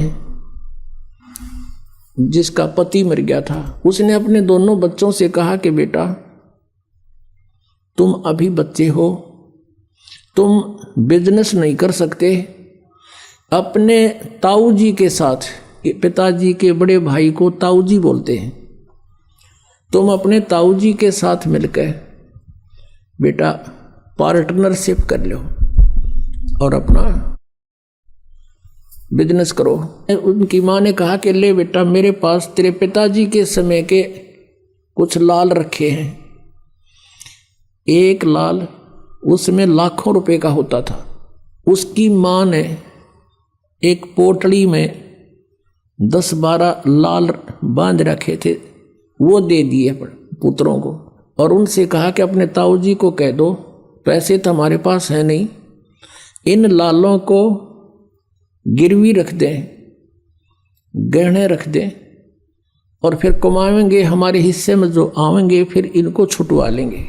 अब दोनों बच्चे माँ के दिए हुए लाल लेकर गए, ताऊ जी से प्रार्थना की, ताऊ जी मेरी माँ ने कहा है हम अभी बच्चे हैं, हम बिजनेस नहीं कर सकते, पैसा हमारे पास है नहीं, ये लाल ले लो, इनको गिरवी रख लो, इनके बदले कुछ धन ले लो, हमारा पार्टनरशिप कर लो। अब उस सेठ ने, उनके ताऊ जी ने वो खोल कर देखे, उल्टी गठड़ी बांध दी नो की नो। अग बेटा ये तो बहुत कीमती है, इनको वापस रख के आओ, अपनी माँ को कह दे छुपा कर रखे इनको चौकस। और बेटा ऐसी कोई बात नहीं, मैं पार्टनरशिप करता हूँ और मेरा वहाँ पर उधार चलती है, उधार जुआ के लाऊंगा तुम्हारे को और फिर देते रहेंगे धीरे धीरे, जरूरत होगी जब ले लेंगे लाल को। और तेरी माँ को कह अच्छी तरह सुरक्षित रखे इनको। दोनों बच्चे वापस आए, माँ से कह दिया कि माँ ताऊ जी ने ऐसे ऐसे बोला है। तो माँ ने बोली भाई ठीक से, ये रख दूंगी छुपा के, कभी ले लियो बेटा जब आवश्यकता हो। अब उसके ताऊ जी ले गया उनको, दोनों बच्चों को दूसरे शहर में। वहाँ उस बच्चों की पहचान करानी चाहिए कि ये समझ ले लाल और लालड़ी के भेद को। एक सेठ से 50,000 रुपये का सामान लिया उधार पर, जहाँ वो रुके हुए थे धर्मशाला में आकर उनके ताऊ जी ने कहा बेटो, अपने भतीजों से कहा कि लो ये लाल उस सेठ को देकर आओ जिससे 50,000 रुपये का सौदा हमने उधार लिया है, और उसको कहना कि ये लाल है, ये रख लो और हम आपके 50,000 रुपये दे जाएंगे, लाल ले जाएंगे। दोनों भाई गए, सेठ जी से कहा सेठ जी हमारे ताऊ जी ने ऐसे ऐसे कहा है, ये लाल आप रख लो और हम आएंगे आपके 50,000 रुपये दे देंगे, अपना लाल ले जाएंगे। अब उस सेठ ने क्या किया, एक जोरी बुलाया जो परख करता है और उसे दिखाया कि भी देखना ये लाल कैसा है। जोरी ने कहा ये लाल नहीं है, ये तो लालड़ी है, लाल तो लाख रुपए का होता, ये तो 200 रुपये की बिना बिके, ये तो नकली है लालड़ी।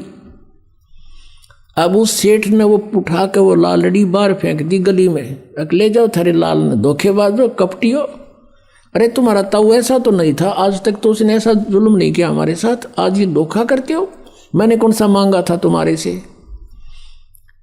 यानी 100 सुनाई और वो बालक शर्मिंदे हो गए, उठा कर उस लालड़ी को आगे और ढीला सा मुंह छोड़ रखा। उनका ताऊ जी बोला बेटा क्या बात होगी। वो कहने लगे ताऊ जी लाला जी घड़ा निकम्मा आदमी है, वो तो बहुत गलत बोलता है, हमारे लाल को लालड़ी बता रहा है। और एक आदमी बुलाया उसने पता नहीं कैसे चेक किया, ने बोला तो लालड़ी है, और गली में फेंक दी और कहने लगा तुम्हारा ताऊ जी ऐसा तो नहीं था, धोखे भी करने लगा हमारे साथ। वो ताऊ जी ने तो खेल खेले रखा था, फिर देखे, अरे बेटा ओहो, अरे ये लाल तो देख ही रखा था भाई, मेरे से धोखे से दिया गया बेटा, ये तो सचमुच लालड़ी है, ले ये दे क्या लाल उसको और कहो देखो हमारे ताऊ जी का धोखा लग गया, उसका दोनों विश्वास डट कर कहो। दोनों भाई फिर गए, अकेले लाला जी मेरे ताऊ का धोखा लग गया था, ले ये है लाल। उसने सेठ ने फिर बुलाया जोरी, वो पारखू, उसने आते ही देखते करके वो टेस्ट ने बोला हाँ ये है लाल, ये है लाल। अब वो सेठ कहता उन बच्चों को, अग देख तुम्हारे आंख दी हो तो ये है लाल, और वो लालड़ी थी। अब उन दोनों बच्चों को ऐसा झटका लगा, उन्होंने घनी गौर से पहचान कर ली लाल और लालड़ी की। अब वापस आ गए घर पे, उनके ताऊ जी ने कहा बेटा जाओ अपनी माँ से वो लाल ले आओ और उनको गिरवी रख देंगे किते, अरे चलेंगे दोबारा तो घनी उधार होगी अपने, उनको दे देंगे किते। अच्छा ताऊ जी भी गए, वो भागे गए दोनों, माँ माँ कहा बेटा आ गए तुम, आ गए, आ जाओ रोटी खाओ। अक नहीं पहले वो लाल दे, वो लाल दे। और ताऊ जी के ऊपर बहुत कर्जा हो गया है, उधार हो गई है, गिरवी रख के उनको अपना काम चलाएंगे। अगले बेटा वो माँ लाइट काट के आगे ठड़ी, अरे बेटा नो के नो रखे हैं। बच्चा ने सोची अब देखते लाल है कि लालड़ी, वो खोल के देखिए वो सारी लालड़ी थी। बच्चों ने वहीं पटक दी, अक माँ आप तो बहुत भोली हो, इनमें तो लाल एक भी नहीं है, ये तो सारी लालड़ी है, लाल तो लाख रुपए का होता है, ये 200 रुपए की भी नहीं। उनकी माताजी कहने लगी बेटा मुझे तो पता नहीं, तेरे पिताजी के समय के रखे थे, मैंने सोचा लाल होंगे ये। अब वो बच्चे लेकर नहीं गए वो लालड़ी अपने ताऊ जी के पास, जाके कहने लगे ताऊ जी मेरी माँ ना बड़ी भोली है, उनमें लाल तो एक भी को नहीं, सारी लालड़ी है। जब वो ताऊ जी कहता बेटा ये उस दिन भी लालड़ी थी तुम मेरे पास लेकर आए थे, यदि मैं कह देता ये लालड़ी है, लाल नहीं, ये 200 रुपये की भी नहीं है, तो तेरी माँ ने कब हो मेरा पति मर गया तो हमारे लाला ने भी लालड़ी बताओ है ताऊ। और बेटा आज तुमको मैंने इतना समझदार कर दिया कि लाल और लालड़ी की तुम खुद पहचान करने लगे, अपनी लालड़ी आप पे पहचान ली। तो पुण्यात्मा दास चाहता है कि आपको इतना इंटेलिजेंट बना दूं आध्यात्मिक मार्ग में, तुम अपने अपने लाल और लालड़ियों को खुद पहचान लो।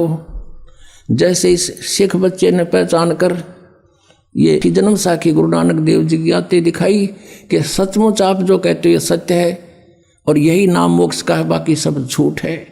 तो पुण्यात्माओं परमात्मा ने 600 वर्ष पहले ये अमृतवाणी और ये ज्ञान ये सदग्रंथों में जो आज विद्यमान है उस समय हमें बताया था, लेकिन उस समय इनको प्रतिज्ञा दिवा दी थी धर्मदास तो ये लाख दुहाई, ये सार नाम और ये मूल ज्ञान, ये मूल ज्ञान है, ये तत्व ज्ञान है, इसमें सब वे ऑफ वर्शिप भी, पूजा की विधि भी, और साथ में अध्यात्म ज्ञान कैसे सृष्टि रचना हुई, कैसे क्या हुआ, कहते इसको अभी छुपा के रखना। मूल ज्ञान बार जो पढ़ी या बिचली पीढ़ी हंसनी तरही। तो गुरु नानक देव जी ने बैन लगा दिया था इसके ऊपर कि खबरदार इसको जाप किया तो, अब बैन खोल दिया परमात्मा ने, उनकी दया से ये बिचली पीढ़ी आ गई और सबका कल्याण होगा जो शरण में आ जाएगा। बोलो सतगुरुदेव। आइए अब हम उन श्रद्धालुओं के अनुभव जानते हैं जो जगत गुरु तत्वदर्शी संत रामपाल जी महाराज जी से दीक्षा प्राप्त कर चुके हैं तथा उनके द्वारा बताए गए भक्ति मार्ग पर चल रहे हैं। सर नमस्कार। सत साहिब जी। सर क्या नाम है आपका? श्रावण सयाम। सर कहाँ से आए आप? भीड़पेट नागपुर महाराष्ट्र से। सर संत रामपाल जी महाराज जी की शरण में आने से पहले आप क्या भक्ति साधना करते थे? जी मैं पहले देवी देवता की भक्ति साधना करता था, जो ब्रह्मा विष्णु महेश गणेश जी दुर्गा जी इनकी सेवा भक्ति करता था। सर जब आप पहले से ही पूजा साधना कर ही रहे थे तो फिर आप संत रामपाल जी महाराज जी की शरण में क्यों आए? वो पूजे से कोई लाभ नहीं होता था भगत जी। क्या लाभ चाहते थे आप? लाभ तो कम से कम जो हमारे यहाँ सब बीमार रहते थे, जितनी भक्ति ज़्यादा करते थे उतने ही एक बीमार, दूसरा बीमार, तीसरा बीमार, मैं भी बीमार, पिताजी बीमार। क्या बीमारी थी आपको? ये बुखार आना और कुछ बाहर भीतर का जो जादू टोना वाला वो भी प्रकार बहुत चलता था हमारे इधर। आपको संत रामपाल जी महाराज जी के बारे में कैसे पता लगा? एक संत रामपाल जी के शिष्य ने मुझे एक ज्ञान गंगा किताब दी, तो मैं वो किताब पढ़ी, उसमें पूरा सारा देखा, एक बार नहीं 2 बार पढ़ा। फिर वो सृष्टि रचना मुझे समझ में आ गई। उसके बाद मैं कुछ मेरे प्रश्न भी थे कि भाई गजानन महाराज जी है तो वो तो कभी ये बताते नहीं कि ये छोड़ो वो छोड़ो, साईं बाबा है उन्होंने कभी बताया नहीं। तो मैंने फिर तत्वदर्शी संत रामपाल जी महाराज जी का सत्संग देखना चालू किया। उसमें साईं बाबा का एक चैप्टर गुरुजी बता रहे थे। संत रामपाल जी महाराज सत्संग में बता रहे थे कि एक साईं नाम का संत हुआ, वो फिर साईं बाबा कहलाया, तो उन्होंने तो पानी पे दिए लगाए। तो मैं गौर से सुन रहा था, तो मैंने बोला पानी पे तो दिए लगाए थे, तो और गौर से सुन रहा था। तो गुरुजी अपने रामपाल जी महाराज ने, संत रामपाल जी महाराज ने बताया साईं बाबा ने जो दिए लगाए 1 साल लगाए, उसके बाद तो बहुत साल जिंदे रहे, फिर दूसरे साल नहीं लगाए, तीसरे साल नहीं लगाए। अगर वो परमात्मा होते तो उनके दिए रात आज तक के चालू होते, हर साल लगाते। फिर उन्हें समझा के भी बताया संत रामपाल जी महाराज ने कि ये जो है, ये जो चमत्कार है, ये चमत्कार सिद्धि के भरोसे पे साईं बाबा ने बताया। तो हम ये जादू टोना में ज़्यादा घूमते थे, हमारे घर में ही होता था, तो इसकी वजह से मेरे को भी थोड़ा सा नॉलेज आ गया था उनका। अरे मैंने बोला ये तो जादू जंतर वाला ही खेल है, सिद्धि प्राप्त करना बोले तो जादू जंतर वाला ही खेल है ना। तब मेरा कंप्यूटर जला और उसी वक्त मैंने दूसरे दिन तैयारी किया हरियाणा जाने की। सर, संत रामपाल जी महाराज जी से नाम दीक्षा लेने से पहले आप साईं बाबा से बहुत ज़्यादा प्रभावित थे, और जब आपको ये बाद में पता लगा कि ये जो रिद्धि सिद्धि है ये हजारों संत मेहनत करते हैं, तो सर आपको क्या लगा कि संत रामपाल जी महाराज जी का जो ज्ञान है, क्या वो वास्तव में ऐसा ज्ञान है जो किसी और संत के पास नहीं है? जी नहीं, अच्छा ज्ञान है। और संत रामपाल जी महाराज जी के पास में जो ज्ञान है वो कोई ऋषि मुनि के पास में नहीं है, यह तो पक्का है। लेकिन सर, हिंदुस्तान में लाखों संत महंत हैं, ऐसे ऐसे भी धर्मगुरु हैं जिनके शिष्य लाखों करोड़ों में हैं। सर क्या कहना चाहेंगे? है ना, मगर वो भक्ति जो है वो सही नहीं है। आप ये बात कैसे कह सकते हैं?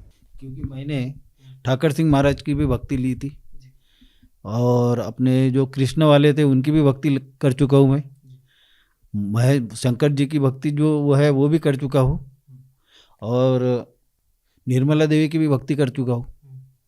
वो निर्मला देवी के साथ में तो मैं लड़ा भी उसके साथ में कि वो कुंडलिनी जागृत करती है, भाई तेरी कुंडलिनी जागृत है क्या? इसके लिए मेरा थोड़ा सा वाद विवाद भी हुआ था। मैंने बोला अगर तेरे इसमें कुंडलिनी जागृत है तो मेरे जेब में कितने पैसे आप बता दीजिए, तब मैं मान जाऊंगा। मगर किसी ने मुझे नहीं बताया, उसको भी छोड़ दिया। सर, पहले आप इतने सारे संतों महंतों के पास गए हैं, तो क्या संत रामपाल जी महाराज जी के शरण में जाने के बाद आपको संतुष्टि मिली कि इनसे बड़ा कोई संत नहीं है, इनको पूर्ण ज्ञान है? जी नहीं, संत रामपाल जी महाराज जी के वहाँ हरियाणा में जाने के बाद जब वहाँ का माहौल देखा आश्रम का, वहाँ मैं 3 दिन रहा, सत्संग सुना, और उसके बाद में मैंने दूसरे दिन यानी पहले दिन सत्संग सुना, माहौल देखा वहाँ का, और पूरा सत्संग सुना। तो फिर मैंने सत्संग सुनने के बाद में तुरंत नाम दीक्षा ली। उसके बाद में फिर लाइन में लगा, बहुत बड़ी लाइन थी संत रामपाल जी महाराज जी के दर्शन के लिए। फिर दर्शन किए हमने, दर्शन जैसे किए, गुरुजी ने आए, देखते देखते ऐसे सबके सर पे हाथ आशीर्वाद देते देते तो मेरे भी सर पे हाथ दे दिया। तो मेरे को ऐसा लगा कि मेरा जो शरीर था ऐसा फूल के जैसा हो गया, हल्का, यानी जितने कितने क्या थी तो पता नहीं, तो ऐसा लग रहा था मेरे को कि अरे बाप रे, मेरा शरीर इतना हल्का कैसे क्या हो गया। सर, संत रामपाल जी महाराज जी के अलावा जिस भी धर्मगुरु संत महंत के पास आप गए, क्या वहाँ पे आपको ये चीज़ महसूस नहीं हुई? जी नहीं, ये चीज़ महसूस नहीं और ऐसा मुझे ऐसा कुछ लगा भी नहीं कि वो संतों के पास जाने के बाद में मुझे यार मेरी दारू छूटी हो या मेरे कोई विकार दूर हुए हो, ऐसा कुछ भी नहीं लगा। पर संत रामपाल जी महाराज जी के आश्रम में जाने के बाद उस दिन से आज तक के कभी मेरे को इच्छा भी नहीं हुई, ना खाया ना पिया। लेकिन सर, ये बहुत बड़ा सवाल है, क्योंकि जो नशा करने वाला व्यक्ति है, जो नशा करता है, उनके लिए नशा छोड़ पाना बहुत मुश्किल होता है। वो नशा छुड़वाने के लिए नशा मुक्ति केंद्र भी जाते हैं, मेडिकल ट्रीटमेंट भी लेते हैं, फिर भी वो अपना नशा नहीं छोड़ पाते हैं। तो सर, संत रामपाल जी महाराज जी की शरण में जाते ही आपका नशा कैसे छूट गया? ये तो पता नहीं, वो परमात्मा है, उन्होंने आशीर्वाद ही ऐसा दे दिया कि मेरे पूरे नशे क्या सभी मांस मटन दारू गुटखा फटका सब छूट गया। सर, क्या आपका नशा छुड़वाने के लिए संत रामपाल जी महाराज जी ने आपसे कोई पैसे भी लिए? जी नहीं, 1 रुपया नहीं, 1 टिकली नहीं। सर, एक और बात हम आपसे जानना चाहेंगे। संत रामपाल जी महाराज जी के बारे में ये कहा जाता है कि वो देव देवताओं के बारे में टीका टिप्पणी करते हैं या फिर देव देवताओं की भक्ति छुड़वाते हैं। सर, इसके बारे में आप क्या कहना चाहेंगे? क्या वाकई में ये सही है? नहीं, टीका टिकली नहीं करते।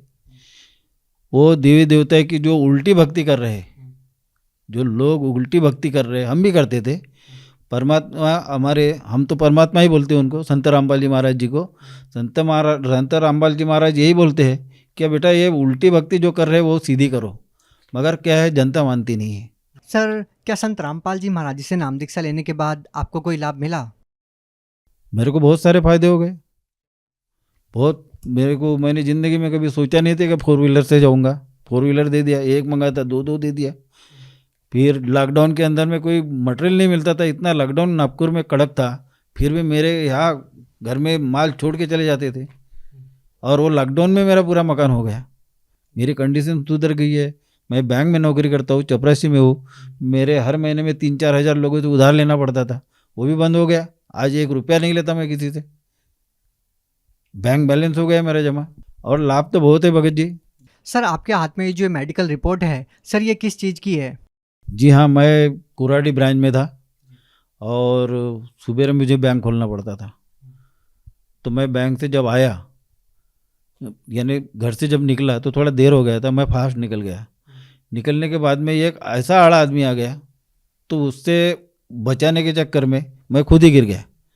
और गिरा तो मेरा पैर की जो राइट साइड की जो हड्डी है, 3 हड्डी टूट गई। ये तो पता ही नहीं था, पर जब गिरा तब मेरी गाड़ी कम से कम 20 फीट, 15 से ज़्यादा है, 20 फीट ऐसी गाड़ी सहित मैं सरपटते गया। तो मैं ऐसा नीचे देख रहा था तो ऐसा लग रहा था कि यार रोड कैसे चल रहा है, इतनी स्पीड से गाड़ी जा रही। जब मैंने देखा ऐसा ऊपर, तो मुझे संत रामपाल जी महाराज जी ने ऐसा पूरा गाड़ी के सहित पकड़ के रखा था। तभी मैंने गाड़ी के हाथ छोड़ के बोल दिया, जय हो बंदी छोड़ की। ऐसे में गुरुजी ने हमको साइड में फूल के जैसा रख दिया। आपका मतलब है कि संत रामपाल जी महाराज जी आपको साक्षात दिखाई दिए? जी हाँ, दिखाई दिए, पूरा चेहरा दिखा। वो तो हरियाणा में रहते हैं ना, और आप महाराष्ट्र में हैं। जी, महाराष्ट्र में है तो हमारे साथ में ही रहते गुरुजी। गुरुजी का पूरा चेहरा दिखा, और गुरुजी ने ही पकड़ के रखा था। जी संत रामपाल जी महाराज जी। जी हाँ, विशेष और जो लाभ मिला है, ऐसी तमन्ना थी गुरुजी को। मैंने बोला, सत्संग में सुना था कि मानसरोवर है, मानसरोवर में ऐसा होता है। तो मैंने एक बार ऐसे ही बैठे बैठे विचार किया, मैंने बोला यार सही में होता होगा क्या। तो मैं वो एक दिन बोला ऐसे ही, परमात्मा संत रामपाल जी महाराज जी को हम परमात्मा ही बोलते, मैं बोला परमात्मा मुझे ही अपना मानसरोवर देखना है, मेरी बहुत इच्छा हो रही देखने की। तो बाद में ऐसे बोल के थोड़ा विचार करते रहा कि कैसा होगा क्या होगा। तो फिर रात को मैं सो गया, परमात्मा है चलो बेटा बोले मानसरोवर। तो पहले उन्होंने मुझे ये ब्रह्मांड वगैरह वहाँ से लेके गए। तो ब्रह्मांड के अपने सूरज वगैरह तारे वगैरह ये बड़े बड़े दिखते थे, उजाला उजाला, उसमें से इतने स्पीड से जा रहे थे हम लोग। ऐसा देखते देखते जा रहा था, मैंने पहली बार देखा। फिर हम गए काल के लोग में, तो काल की आँखें ये बड़ी बड़ी थी, ये बड़ा गोल ऐसा आँख ही एक, ये अपनी छतरी के जैसा, और ऐसे डरावने आँखें थी, और उसका चेहरा भी काला काला ऐसा बैठा था दरवाजे ऐसा बिल्कुल। तो देखते बराबर मैं तो घबरा गया। परमात्मा बोले बेटा डरना नहीं, चलो आगे। संत रामपाल जी महाराज बोले डरना नहीं। फिर आगे निकले। आगे निकलने के बाद में वो काल ने ऐसी मुंडी कर दिया, तो यहाँ पे लात दे के परमात्मा आगे बढ़े, उनके पीछे मैं भी निकल गया। उसके बाद में दरवाज़ा खुल जाता है वो उनके पीछे का। आगे जाने के बाद मानसरोवर लेके गए, तो बेटा बोले आप मानसरोवर देखो मैं आता हूँ। तो संत रामपाल जी महाराज जी वहाँ से निकल गए, कहाँ गए तो मुझे पता नहीं। फिर मैं खड़ा रहा, वो मानसरोवर को निहारा इधर उधर से। मैंने बोला यहाँ का मानसरोवर इतना समुद्र से भी ज़्यादा बड़ा दिख रहा है, और मैंने बोला बॉम्बे में देखा तो वो समुद्र की ऐसी लाटें आती है और यहाँ तो पानी शांत है बिल्कुल। मैं ऐसा आंखों से देख रहा था तो वो अंदर के पूरे फतरे वगैरह दिख रहे थे, पूरा क्लीन दिख रहा था पानी। तो वो ऐसा जाके झाँका ऐसा, झाँकने के बाद में मैंने बोला मालिक तेरी रजा बहुत है, ये ऐसा पानी तो मैंने कभी ज़िंदगी में नहीं देखा। तो उतने देर में एक आत्मा आई, आत्मा सीधी घुसी वो मानसरोवर में, और ऐसा जैसा फटाका, बड़ा फटाका फूटता है ना, ऐसा फड़ से आवाज़ आया। जैसा भड़ से आवाज़ आया तो उधर सरोवर दिखता था सतलोक का, कंपाउंड ऐसा दिखता था, कंपाउंड जैसा, और सतलोक ऐसा बाजू में था। मानसरोवर से सतलोक भी दिखता है? हाँ जी दिखता है, मानसरोवर से सतलोक दिखता है। फिर वहाँ से वो ढोल नगाड़े बजने चालू हो गए, एकदम इधर फटाका फूटा तो उधर बजने चालू हो गए। सब जने आए उधर से, मैं देख ही रहा था साइड में होके। जब आए तो वो आत्मा निकली वहाँ से, नूरी शरीर पूरा, गोरा गोमटा एकदम कोमल शरीर। फिर वो भी आए उधर से और ये भी निकल गए बाहर से। फिर उनको आते बराबर गले वले लगाए, खूब 10-12 लोग थे, और उनको बीच में ले जाके फिर बजाते बजाते लेके गए। हाँ, फिर गुरुजी आए, चलो बेटा बोले, मैं हाथ पकड़ा था एकदम नीचे, बस इतना देखा मैंने। सर, मानसरोवर में आपने जो ये अद्भुत रहस्य देखा और आपने संत रामपाल जी महाराज जी के आशीर्वाद से आपने वो सब देखा, तो सर हम आपसे ये जानना चाहेंगे आज संत रामपाल जी महाराज जी के प्रति आपकी क्या आस्था है? नहीं, मेरे लिए परमात्मा है, मेरे लिए वो संत नहीं परमात्मा है जी। सर, संत रामपाल जी महाराज जी की जो वेशभूषा है, उनका जो रहन सहन है, वो काफ़ी सिंपल साधारण है, और हम जब समाज में देखते हैं तो संत जटाधारी होते हैं, भगवा वस्त्र पहनते हैं, मालाएं गले में डाल के रखते हैं। तो जो श्रद्धालु लोग हैं उन लोगों के लिए संत रामपाल जी महाराज जी को पहचान पाना काफ़ी मुश्किल है। सर क्या कहना चाहेंगे? सर जी, संतों की पहचान उनके ज्ञान से होती है, बड़ी बड़ी माला लगाने से, डालने से, हाथ भर चंदन लगाने से।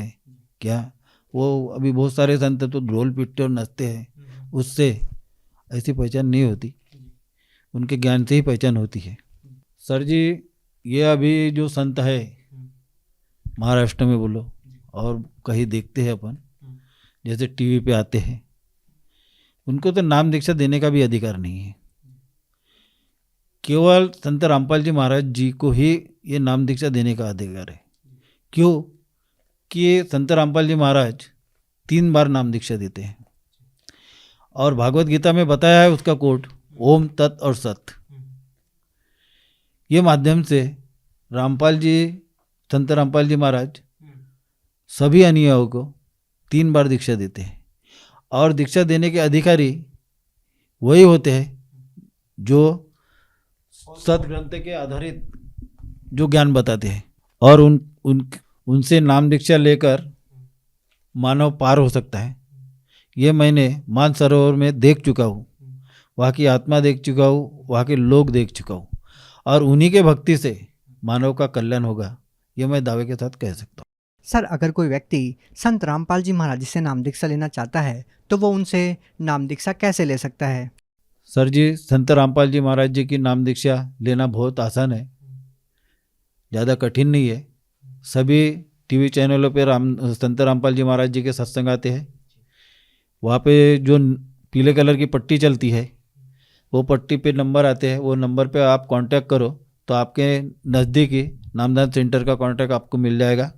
अभी तो संत रामपाल जी महाराज जी के नामदान सेंटर हर ज़िले में खुले हुए हैं, और नामदान सेंटर की ये जो नामदान लेना है तो अभी ये ऑनलाइन भी नामदान मिल जाता है। उनसे नाम दीक्षा लेके अपना और अपने परिवार का कल्याण कराइए। जी धन्यवाद।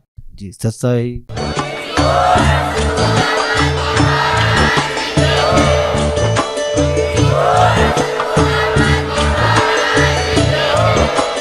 आप सुन रहे थे जगत गुरु तत्वदर्शी संत रामपाल जी महाराज जी के मंगल प्रवचन। अधिक जानकारी के लिए विजिट कीजिए हमारी वेबसाइट www.jagatgururampalji.org। संत रामपाल जी महाराज जी के शुभ आशीर्वाद से पूरे विश्व भर में 500 से भी ज्यादा नाम दीक्षा केंद्र हैं, जिन पर संत रामपाल जी महाराज जी द्वारा ऑनलाइन निशुल्क नाम दीक्षा दी जा रही है। अपने नजदीकी नाम दीक्षा केंद्र का पता करने के लिए संपर्क करें 8222880541।